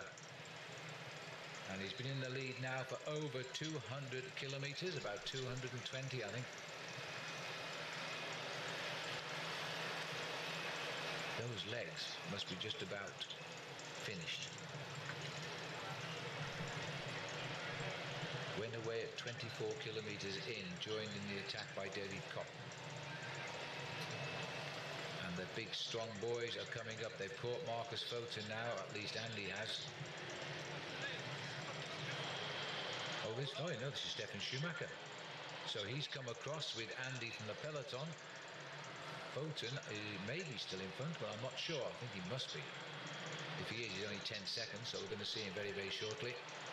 And that'll be good news for Foten. He's a teammate coming across here in Schumacher himself, a well-known classic rider, winner of the Amstel Gold Race 1 year ago, and he also finished his season with a bronze medal in the World Road Race Championship.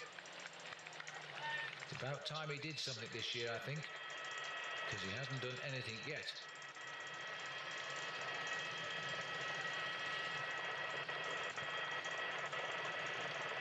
And for the second year succession, a huge peloton has crossed La Redoute as a big bunch there. They've all regrouped. A lot of guys not too keen on chasing because they're hanging on, but they're in there. And maybe Andy Schlecks has sensed that. He's made his move on the climb of La Redoute. Anything brother Frank can do, Andy can do as well. Andy was the revelation in the Giro d'Italia last year.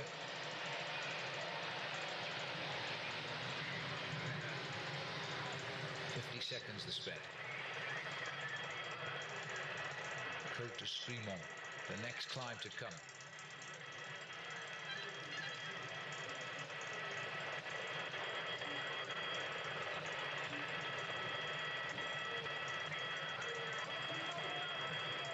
The bunch is fracturing all the time now, but they're not getting something going. They're all trying to organize a chase group here, but it's one man's big effort. And then they all sit up again. There's nobody got the legs to help out. This is a slight descent here before we got to Strade.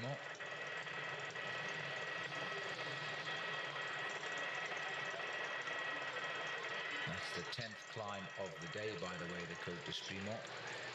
It's the 11th climb I think we're all pretty interested in, because that'll take us on to the Roche aux Faucons.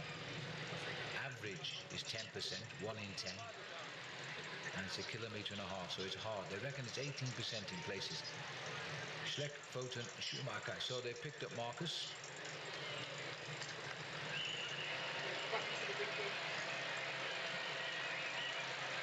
Except that's not quite the group we're seeing here. We're looking at the leaders now. Now Pierre Roland must still be out front. Okay, so let's make a decision, okay? Our cameras are having a problem keeping up with the organisation here, because the man at the moment is putting out under 1 watt per kilo. And there he is alongside him. That's Vladimir Efimkin. This is another group completely. They increase their power to 3 watts per kilo. That was the AG2R rider, Vladimir Efimkin. Meanwhile, at the front, this is the climb of the Côte de Strade.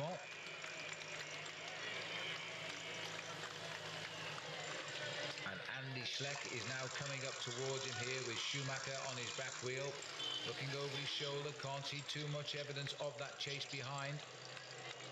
And Andy Schlecks looks as though he's riding his own race here, and he's getting on with the job in hand. Pavel Brut has blown from this group, and in fact this rider is Pelazzotti, who's going up with Vladimir Efimkin.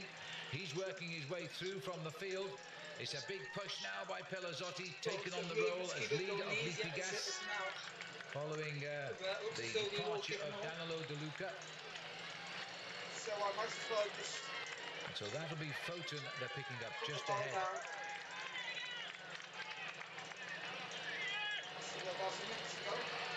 29 kilometers to go. The Strade is not too long a climb. Just about a mile all told. And just picked up Marcus Foten. Our man was ready with the captions there, wasn't he? That's the end of that. Sharp left turn now. This is So the what main I route might they do, turned off to take actually, in the climb. They're back on it again now. we might return to this route. Now, And see these if I are can the jump in. terrains here where Liège-Bastogne-Liège has been so often decided, and I wonder, because poor old Pierre Roland has now been caught. First time anybody from the Peloton's seen him, really, since the first half hour of the race today. And has he got the spirit to pick up? I don't think so. So that's put Andy Schleck now in the driving seat here with Stefan Schumacher. Schumacher, winner of the Amstel Gold 1 year ago. His birthday will be midway through the Tour de France. Schumacher this year, should he get to ride it for Gerolsteiner, 27 years of age he'll be, and here he comes again. Paolo Bettini. He just loves the corrugations like this, where he can bounce across them, looking the wrong way, Franco. He just got past. As Bettini offered no weight there for those two. He's gone straight by them. They're heading back to the peloton, I suspect. Going forward, the world champion. This man is so proud of the rainbow colours. He's gone straight by Pierre Roland as if he wasn't moving. I don't think he was. And now just two riders are in front. And Bettini is on the prowl.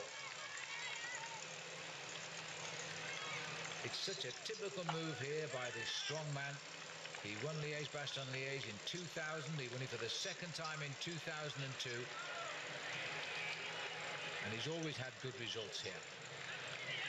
Fourth last year. He was second in 2006. He was fourth in 2005. This man just loves Liège-Bastogne-Liège. You can't keep him out of the television pictures. This is a big decision by Paolo Bettini here to go when he's gone. He sends something back in the peloton. He's an opportunist attacker, but he also thinks all the time. And he knows now he's got two strong men in front, young Andy Schleck and Stefan Schumacher. Schumacher prepared to drive on just for the moment. Inside 30 kilometers to go to the finish now.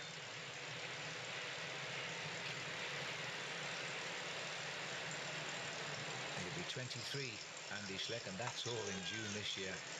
So he's a couple of months away. And his big reputation was second overall in the Giro d'Italia last year. Matched the big, strong Italians on the major climbs. He won the white jersey, his best rookie. And really, as far as racing goes, those are his results. But he's got at least 10 more seasons in front of him, so I think we'll see him winning something big. Maybe today, maybe Liège will come his way. But Schumacher, different build altogether. If it came to a sprint, it might be for him. But you have to remember, the last kilometre is a nasty little climb. Strong men prevail. That's the one where it's so often decided. We have to ask the question, is Andy Schleck softening up the boys for Frank to come and take over? Or is he looking for himself today? Well, CSC were very, very quiet until they sent out Alexander Kolobnev. And they've been taken over by Andy Schleck. This is Bettini. Not sure what's going on. It looks like he's shut down here. I've got a feeling the peloton might be coming back. Well, that's confirmed. They are, and he knew it. He made the move. He didn't cross the gap, and he decided to wait and play another card. 26 kilometers left. Not long now before we all get our first view of the Côte de Roche au Faucon. That'll be worth seeing. Cadel Evans has sent his riders to the front now. Excuse me, Jaroslav Popovic is up there.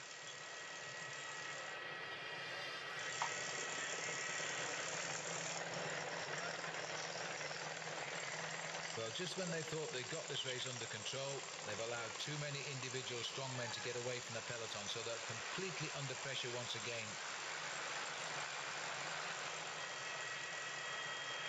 Same organisation as the Tour de France, Liège-Bastogne-Liège. So if the cars look familiar, they should. They'll just change the decals and be in the Tour de France in July.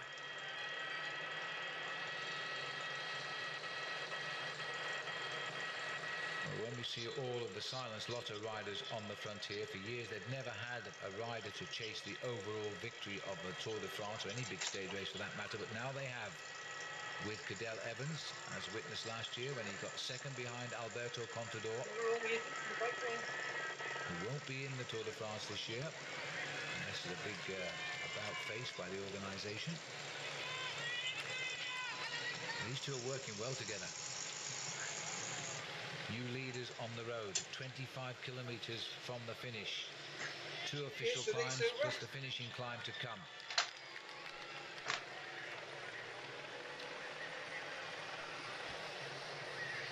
Well, we are right on the climb of the Rochefoucauld now. I don't know where it is, so we'll find out with the riders.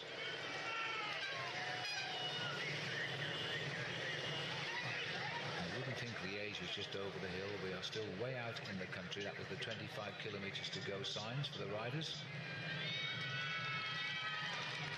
Get some idea from the motorbike just how quick these boys are going. It is slightly downhill just now.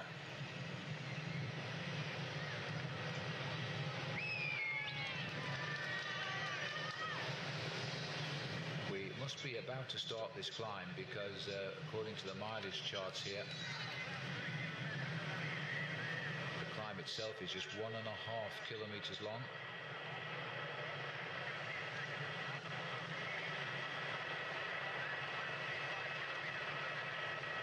Now Peloton still got a lot of riders who've not done a lot of work down there except follow the wheels. I can understand how they feel.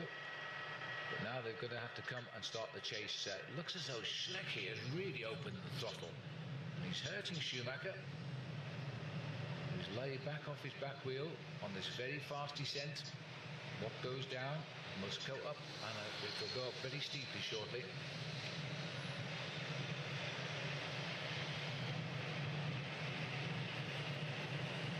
Probably no more than a mile now to the climb. 2 kilometres.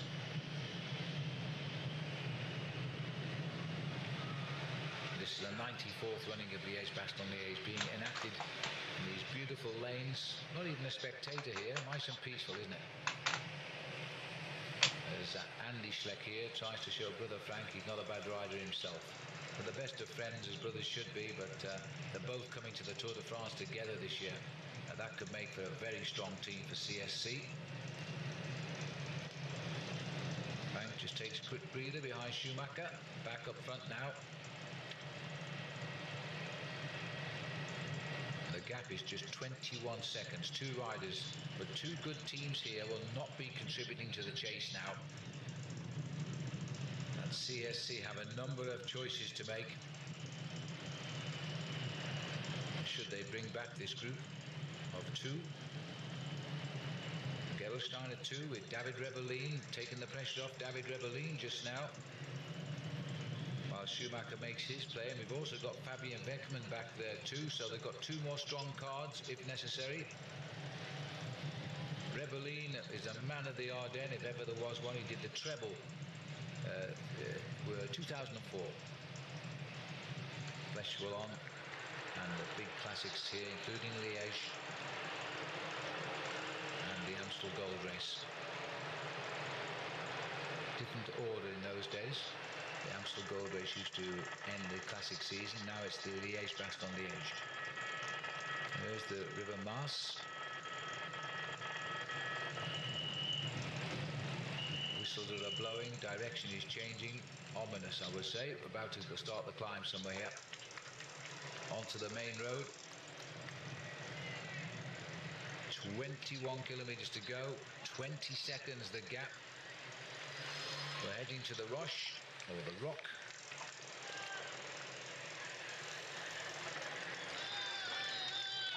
Well, these boys are saving nothing now when they can't, can they? With a gap of only 20 seconds on a peloton of about 60, 70 riders at least.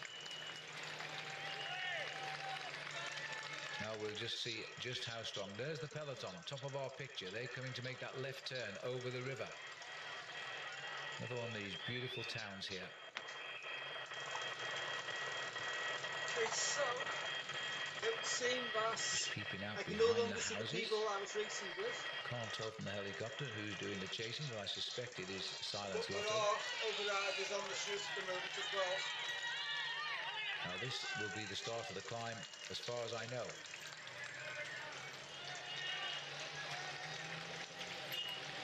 21 kilometers to go. So let's see what we've got now. Stefan Schumacher is feeling frisky.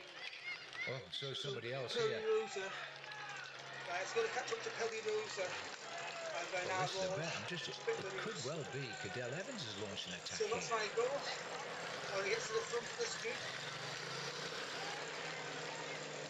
That looks like the style of Cadell Evans, and he's gone off the front at the start of the climb. Bettini's up on the far left. David Rebellin is right there in the centre. And then I will end the stream. Pierre Roland, blessing, has just lost contact at the back on the climb here. If anybody deserves a round of applause, it's Pierre Roland now. Well, this, I think, pretty certainly, it's either Popovic or Evans. My monitor's not giving me a clear image, but I think it's Cadell Evans there. And in fact, the rider going off the back is Dario Cioni, Evans' teammate. Meanwhile, this is Andy Schlecks still setting the pace. Schumacher seems to think they're coming back at them, but this is quite a hard climb, but it hasn't really reared up ugly like yet. Although the peloton itself is getting smaller and smaller, but there's still a lot of strong men. And this is an attack now from Sonia Duval coming up.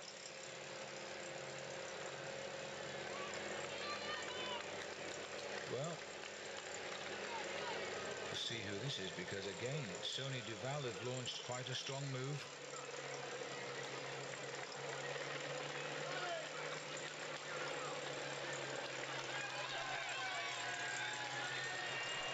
This is life at the back, and it's not too pleasant now. Very unusual to see a 0 on a number.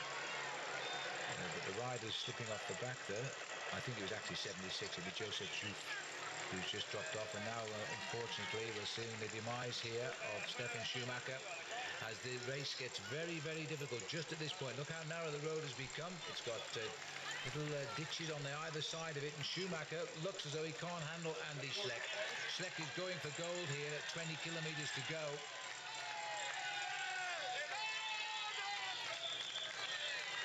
Well, that was an attack that we saw from Sonia Duval, but now we're seeing Rodriguez here of Spain go clear at 20 kilometers to go too. And that's a very good move from the Spanish climber as he powers from the field and very quickly reaches Stefan Schumacher. But the whole field has been revitalized by that move by Rodriguez. We've got someone doing a lot of work there for Rabobank.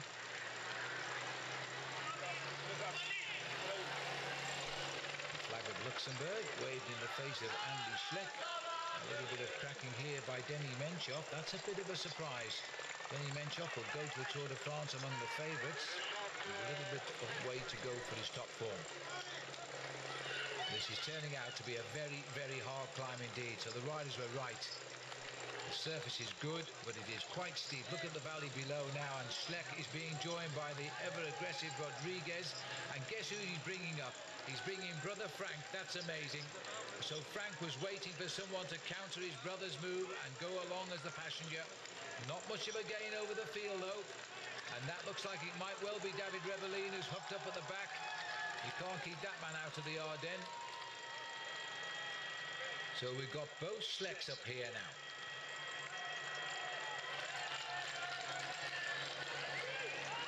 Frank taking over from Andy, I hope. But it looks like Rodriguez has opened the gap, but it's not over yet. There's still more to come across this gap as they go over the top, more or less, of the Roche-au-Faucon. 19 kilometers. That was a long kilometer, that one. Firstly, the length of the climb, plus a bit. We're heading out towards the Côte de Saint-Nicolas now. A little bit of a ride before we get there because we cross Liège. Unhitched at the back now. It looks as though we're losing Cofidis Maxime Montfort, the Belgian rider here. who also knows the roads around this locality. That was Andrea Tonti, the quick step also there, falling back.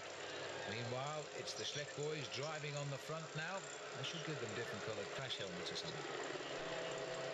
And it looks as though Frank is congratulating Andy and saying, we're staying with this now, we're riding. Counter move. Looks to me as though it could well be Damiano Cunego down there. And that's certainly Christian Fanberger. And that, to me, looks as though it could be Cadel Evans. So those would be the three riders trying to reach them now. They should have really gone with the group. Obviously, they couldn't on the climb. Now they've got to bridge the gap. And that gap has grown very, very rapidly here because the two Schlecks spoke to each other. And I'm sure they said, we're going. Because look at this now. Rodriguez was the man that caused the bridge, which Frank was delighted for. Frank is now pacemaking here at the front. This is a very, very strong group now. Rebellin has come across, as we saw. Joaquin Rodriguez, who also can sprint. Little flick of the arm from Andy. Rebellin will do just enough at the moment, I think, till he's sure which way this break is going. Forward or back to the peloton. 18 kilometres to go. Advantage Rebellin. He knows all of these roads. He's got the reputation in Liège. Frank Schleck was third last year.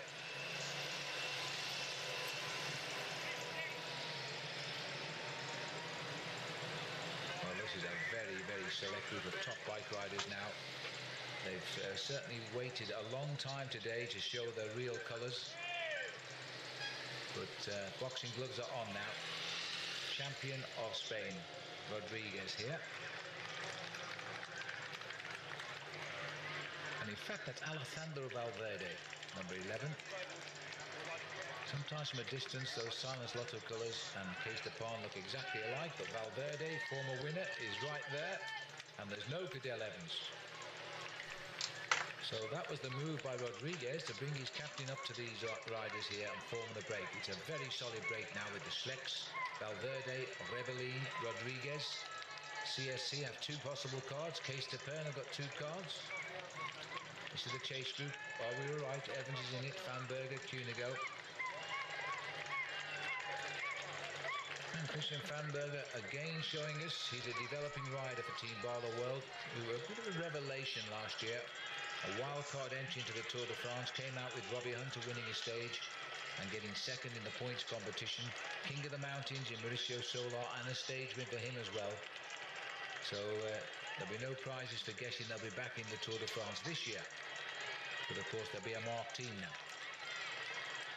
Just 17 kilometres to go, still only 25 seconds. There's opportunity for others to cross this gap. And that is a very, very small peloton now, perhaps 25, maybe 30 riders left in Liège-Bastogne-Liège, hunting the big prize. Cadel Evans, Fanberger is just happy to sit on him. Cunego doesn't know where to go forwards or wait. Tinkoff setting the pace from the peloton.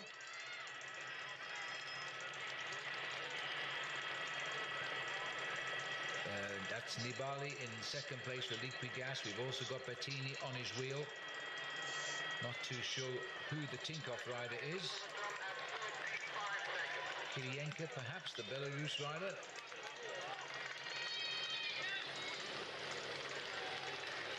Well, it looks as though Rodriguez did his job and has gone back to the chase group. Well, if he gets into this group, you certainly won't be helping them because he's done what he wanted to do, and that's get Valverde up there with a huge effort across the gap. And now he's dropped back to annoy this group. There's the leaders on the left of our picture. The two Schlecks, Rebellin, Valverde. Two former winners, 3 podium finishes in a select group of 4. Matthew Lloyd still happy to ride at the front. What a great race he's having. Well, they're saying the chasing group now is at 25 seconds. We're showing 16, so they're losing ground. Thomas Dekker coming round a little bit. Downtown Liège now. We'll see the famous football stadium here in Liège. standard Liège as we race across the city and out the other side, and that's where we'll find the Côte de Saint-Nicolas. These four riders, they haven't got a winning gap yet, but they're certainly in the advantage position. And the CSC have got two cards to play here because we've lost the K-Stepon rider, Rodriguez. So sooner or later, one of these Schlecks will attack. For my money, I would reckon Andy will launch an attack again if he's recovered from the move. And that will cause a reaction from Valverde and from Rebellin, which might give Frank Schleck a chance to improve on third place from last year.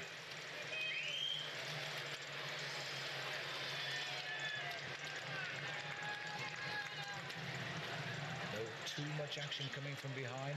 They're obviously racing hard, but they're not closing that gap down just yet. Valverde coming off a win earlier this month in Paris-Camembert, which is a semi-classic in France. We never see it on television, but it seems to be a nice race. And he also won the Tour of Murcia in March in Spain. It's a big win for him there. He won that by virtual winning the time trial stage on stage number 4. So he's helping himself to some good results. But now he's thinking of the Tour de France. It looks as though he will go to ride the Dauphiné Libre races, his final preparation race for the Tour de France this year. They choose either the Dauphiné or the Tour de Suisse, which slightly overlaps, so you can't ride both. Not if you want to. And nice to see Cunego hitting form at the right moment as well. And he's not riding the Giro d'Italia next month because he's thinking of the Tour de France this year. Well, this is Vladimir Milojevich now on the front for Liquigas. So they've got two riders down there, possibly three, right on the sharp end of the race. Pelazzotti and Nibali also there. They're really moving now, these riders, but the gaps aren't opening. Just 30 seconds now to this big chase group of Vanberger, champion of Austria, Cunego, Evans driving. Not a lot of people helping out Cadel Evans right now. That's the trouble when you build yourself a reputation. You become heavily marked. But they're working with him just now. Vanberger goes through. Rodriguez, not surprisingly, checking the tickets and not going anywhere. Not while his top man Valverde has made the split, thanks to his big effort there on that climb.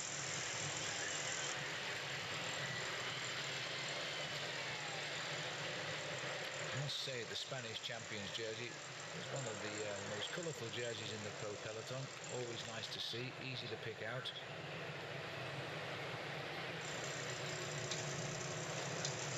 Just one win for Joaquim Rodriguez this year. He won the third stage of Tirreno Adriatico, so he started off the season well. He was 8th last week in the Amstel Gold Race, and he's also been 8th midweek in the Flèche Wallonne.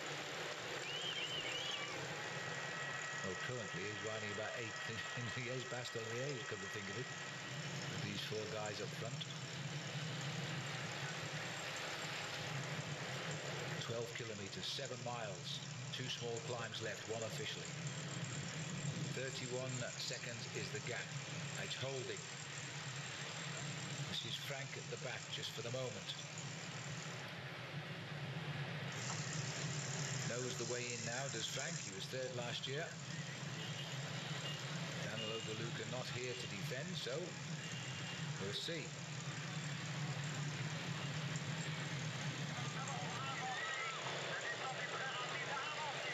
Bit of a counter move here, and it's coming, I think, from the Tinkoff rider Evgeny Petrov. It is Evgeny Petrov who's gone clear. Good time trialist, known for his time trialing ability, and he's going to try and cross the gap as we head down towards the main crossing of the city.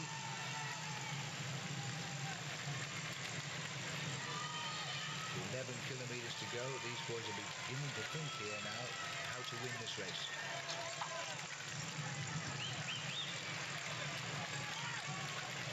The rider who has won and finished 2nd last year, Valverde, is in the escape. These three riders on the same descent, but half a minute further back. Rodriguez just enjoying his role now. No effort required, keeping an eye on the chase behind.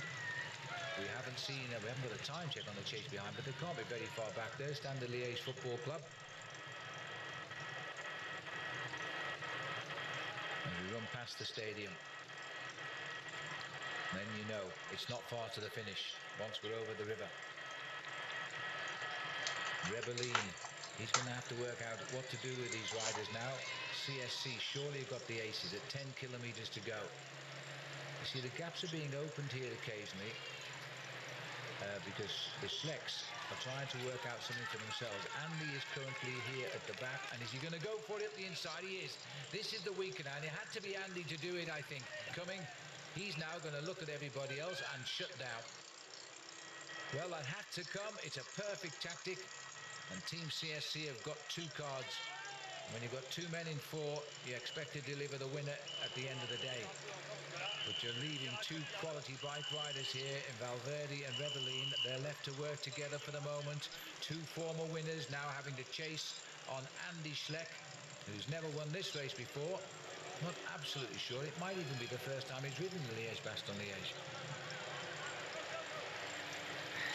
9 kilometers over the river, heading towards the hills of the other side. And that's a super move by Schleck. It was red, it had to come. Time for Frank to enjoy the back seat now, have a drink. Let's see how we develop it.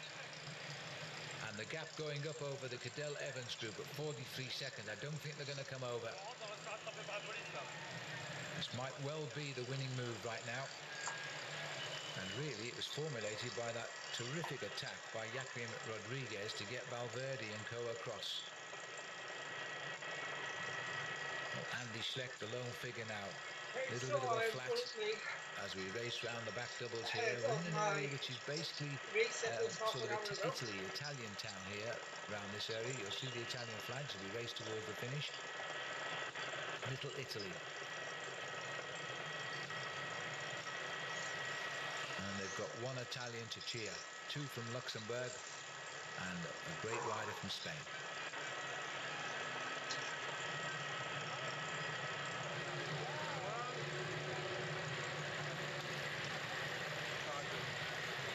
Second group. They're still together. No change here. Same man at the back. Evans doing more than his fair share of work. But it's good to see he's got good form going into the early stage races. And when you get on the road like this, twists and turns, narrow roads, picture stops because the camera's gone under the bridge, but that's normal. These are terrific racing roads if you're on your own, like Schleck is right now. Every corner gets you out of sight. It depresses the chase. And he certainly is waiting for no one there, just checking his turn with his knee out. It's a bit early to dream yet, Andy, but it's only 8 kilometers to go.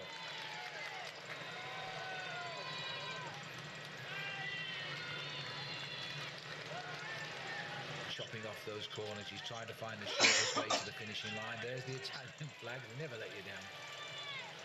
But this man's from Luxembourg here now, and the 2 great riders along with Kim Kirken as well, who's also from Luxembourg, and Benoit Joachim. They've got 1 or 2 great bike riders, like little Grand Duchy of Luxembourg. Of course, the most famous man ever to come out of Luxembourg was Charlie Gaulle, the Angel of the Mountains.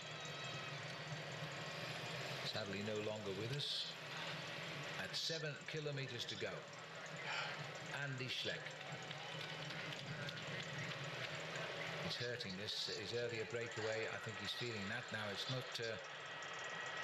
not over yet. Rebelline is having to do a lot of work. Valverde not bothering to help him quite as much as I would have thought. There's really no anxiety amongst those 2 at all. Franco feel he's in control of them right now, while brother is up the road. This is the same twisting back street here as we head towards the Côte de Saint-Nicolas, which is about now. And there's the crowd all cheering along the roadside here, and they're seeing this man from Luxembourg lead Liège-Bastogne-Liège onto the climb. It's the last official climb, but there is a small climb, brilliant for tactics, which comes just before the last kilometre. This is the second group on the road with Rodriguez. Will be the 3rd group now, I suppose, because this man's leading the race by himself. Tête de la course, head of the race.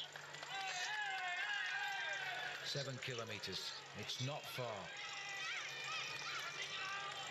every one of those pedal revs as Schleck looks down, I'm sure he's thinking to himself, just got one more climb to come.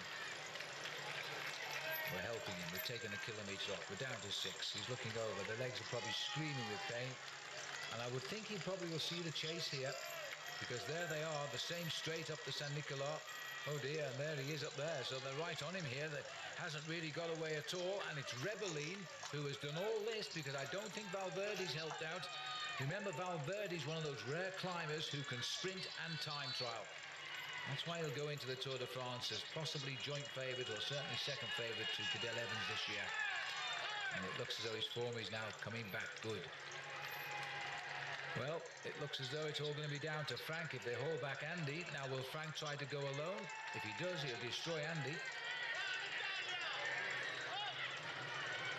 I would have thought that Rebellin would have helped out and just dropped back here and made Valverde take up some of the riding.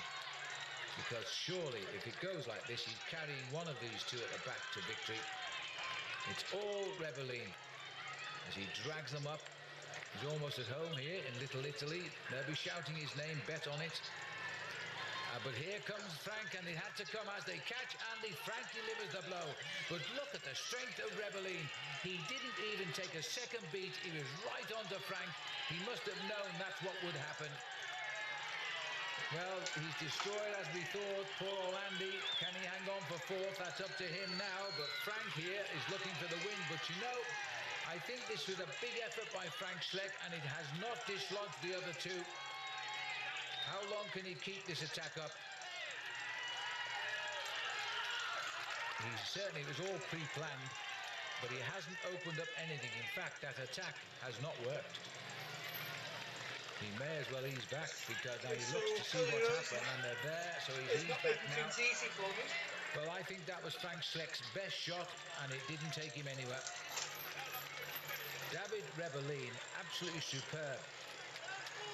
But I can't see why he's doing a second kick by Frank Schleck. A little bit surprised he found the legs for that one, but he's gone again. And again, causing a little bit of an effort from Alejandro Valverde, but I think it's all answered. This is the top of the coat. 5 kilometres to go now. Just one small ripple, and it could be decisive for these three. Now, have they opted for a sprint finish? Will Andy Schleck close the gap? He'll certainly try to. This is the group behind Schleck, still led by Vanberger. Rodriguez just moving through to Mark Vanberger now. Cadel Evans has dropped back behind Rodriguez. And the three up front, they just won't help David Rebellin, will they? He's been superb. He's destroyed the hopes of everybody so far. But in all honesty, Valverde has now finally gone through to the front here. He won't want to be there, of course. You can't see anybody at the front. I think they've opted for a sprint finish. Well, that's always a risky thing because of the little rise towards the line. It will soon be 4 kilometres to go now. David Rebellin looks over his shoulder to his left. Valverde just riding quite casually, second last year.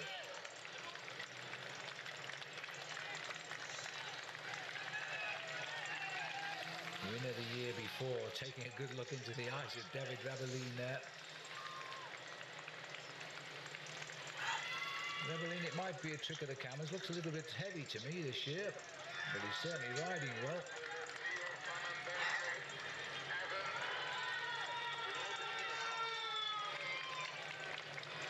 His record in the Classics, second to none this year. 4th in Milan-San Remo, 6th in the Flèche Wallonne, 4th in the Amstel Gold. Those are results.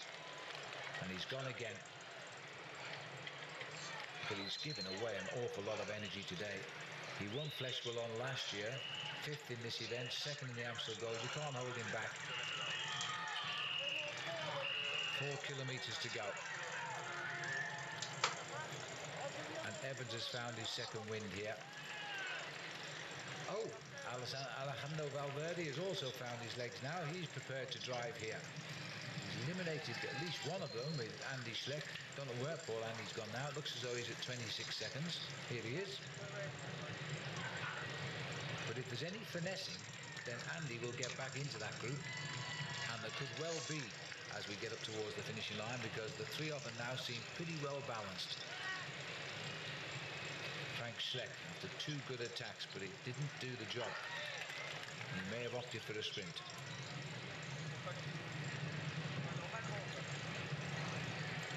That's about the spread we've seen now. Andy in the middle, racing for fourth place just at the moment. Rebellin at 3 kilometers to go. Still driving on, starts to rise again now. If your legs feel good, you could make a jump for the finish any minute. Alejandro Valverde, remember, the rider that beat Lance Armstrong to the top of Courchevel. He shows us he can sprint at the end of a tough day, that's for sure. The two previous winners sitting at the front now, with the man that finished third last year, Schleck, right behind them. Process of elimination has come to this, because this race only really came alive once they were over the Côte de la Redoute. They were all waiting. Where's my brother? 25 seconds is the answer to that. He's not going to get back here today.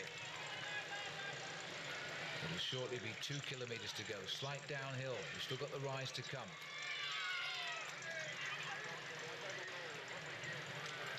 Well, David Rebellin just seems content to pace these riders to the line.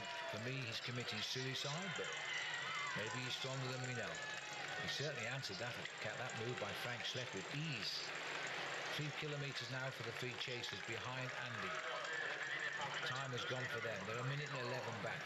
There might still be riders coming up from the peloton. They've got to watch it. Frank has manoeuvred himself into the best seat here, having done his two attacks. Is he going to try another one, or is he going to wait for the sprint? All podium places now, but they only want the win. And David Rebellin just drives on. Well, if it was anybody but Rebellin, with the reputation he's got, you would say this was a very naive way to finish Liège-Bastogne-Liège. But maybe Rebellin knows something else. There's a souvenir for number 26 on the main street.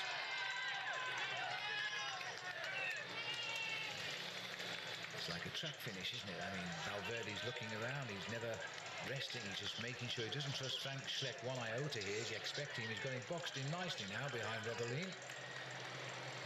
Frank will have to break and pull out and come up the other shoulder, if that's his plan. Rebellin doesn't look at anybody, just keeps the pace. Well, if I were a betting man now, put your money on the man in black, because he seems to be the most alert. He's not doing any of the pacemaking, and he packs a sprint.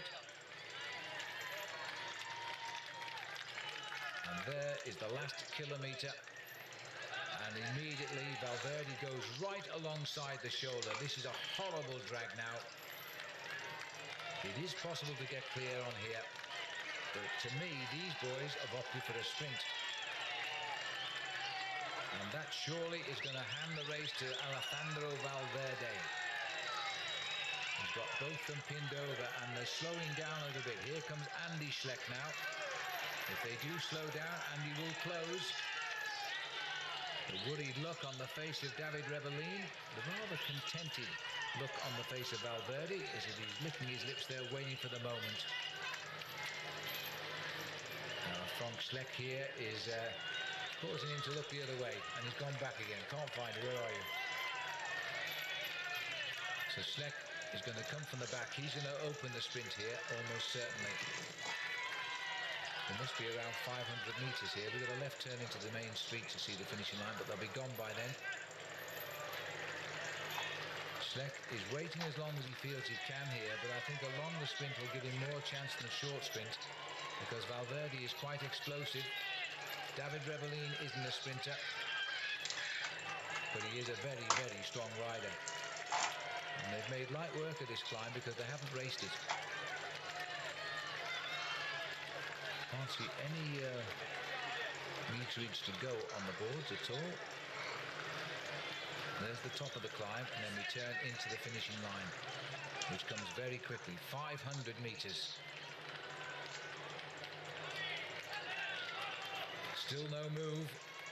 They're playing into the hands of Valverde if they don't make a move. And Frank really has got himself boxed in. It's very good riding by Valverde. He's got both his rivals up on the barriers here. Maybe he'll turn his attention to track cycling one day.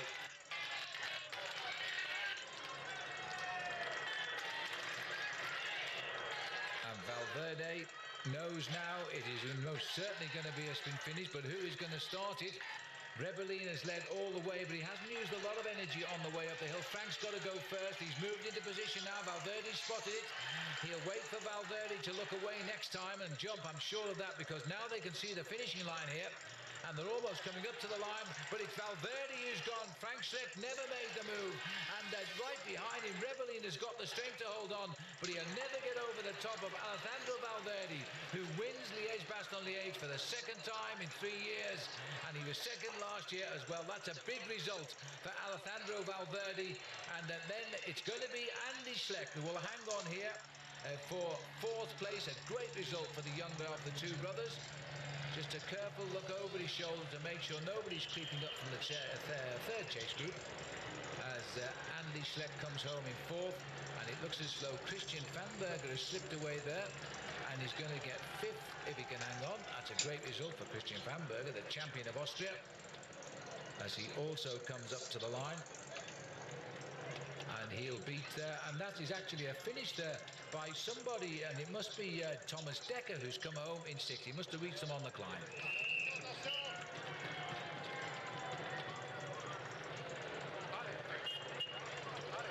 Well, there's the joy on the face of the Schlecks, Andy and Frank, but outmaneuvered by the strength of one man from Spain today. And there's the peloton coming in, led home by Bettini.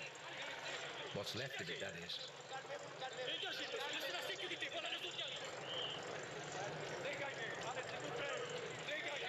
As the riders go in, they're trying to get the Schlecks up towards the podium.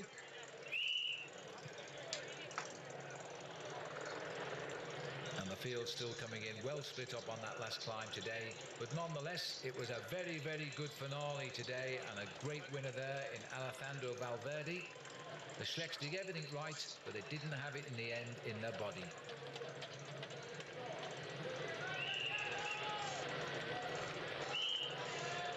Here it is again now.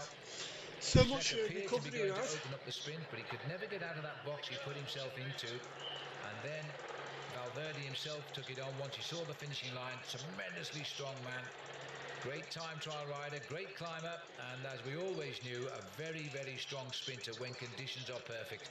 And today they were perfect for Valverde, who finishes ahead of Rebellin. And in third place, again for a second year, is Frank Schleck.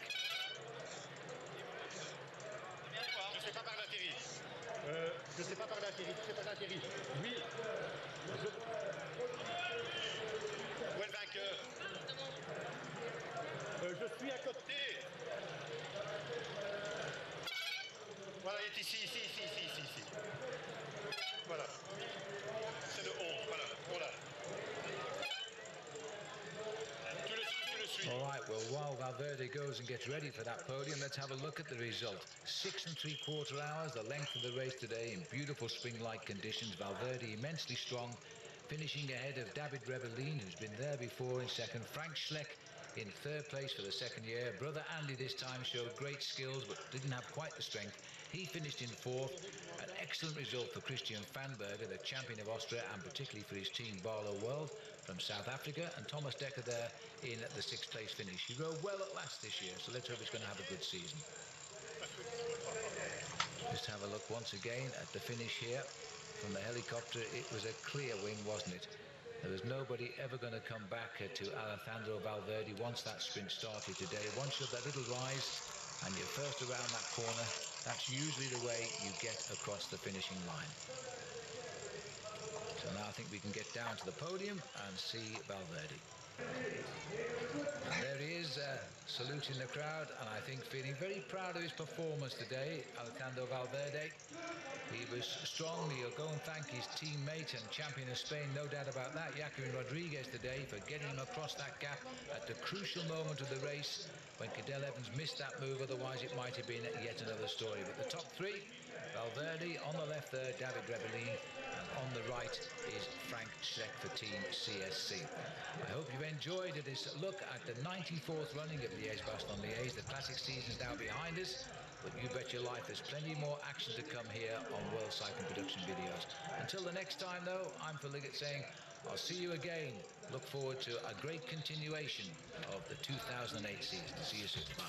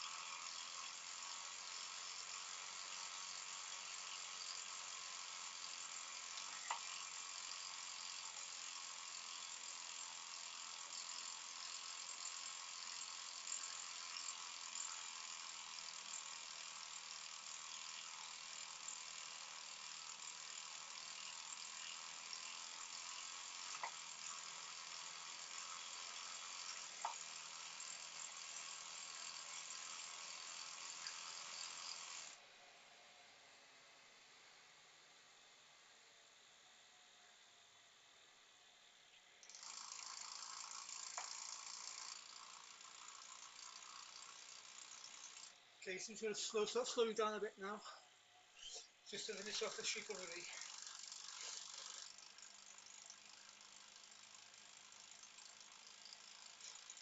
I don't think I'm going to catch up to Pelly Rosa.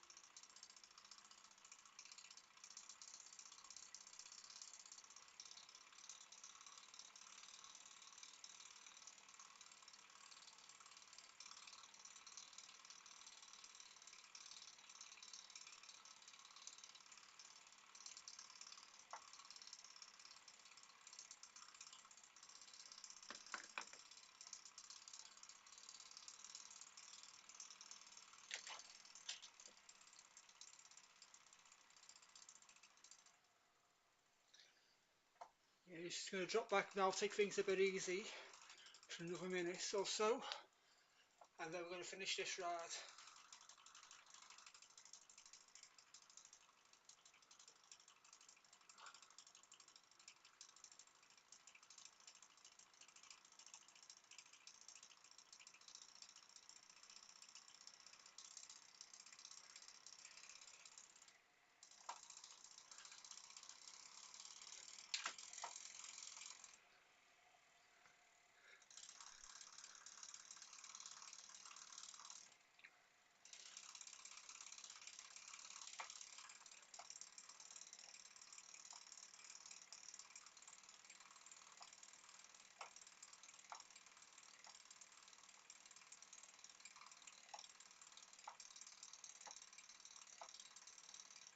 42 minutes at the moment on this recovery.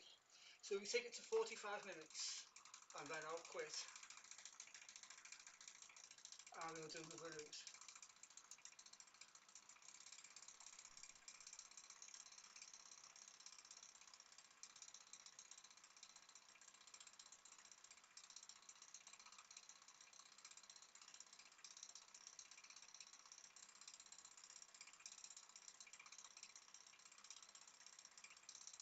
So this is just taking things easy. Nice, easy gear. And just relax.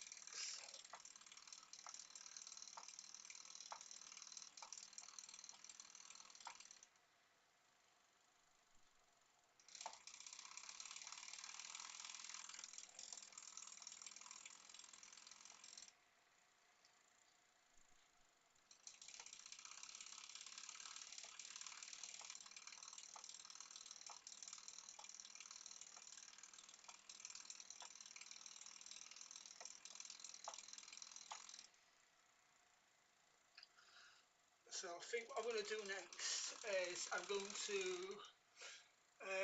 jump onto a TT bike with disc wheels, and I'm going to do the climb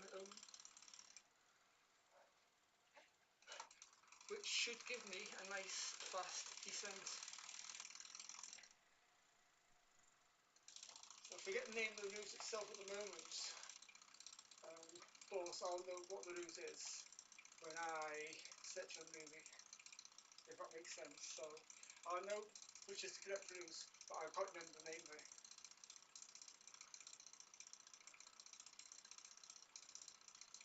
It's like the Green Mountain route or something like that. It translates to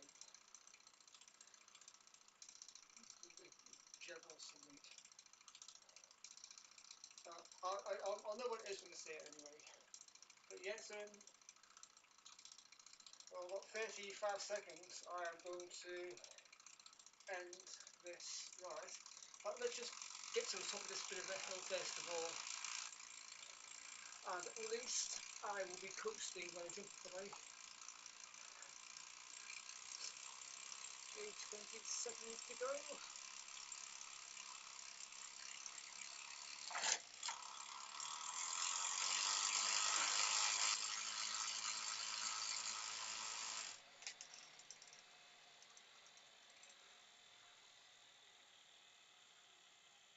Okay, that's me. So off the bike, and I'm going to coast down now until I stop.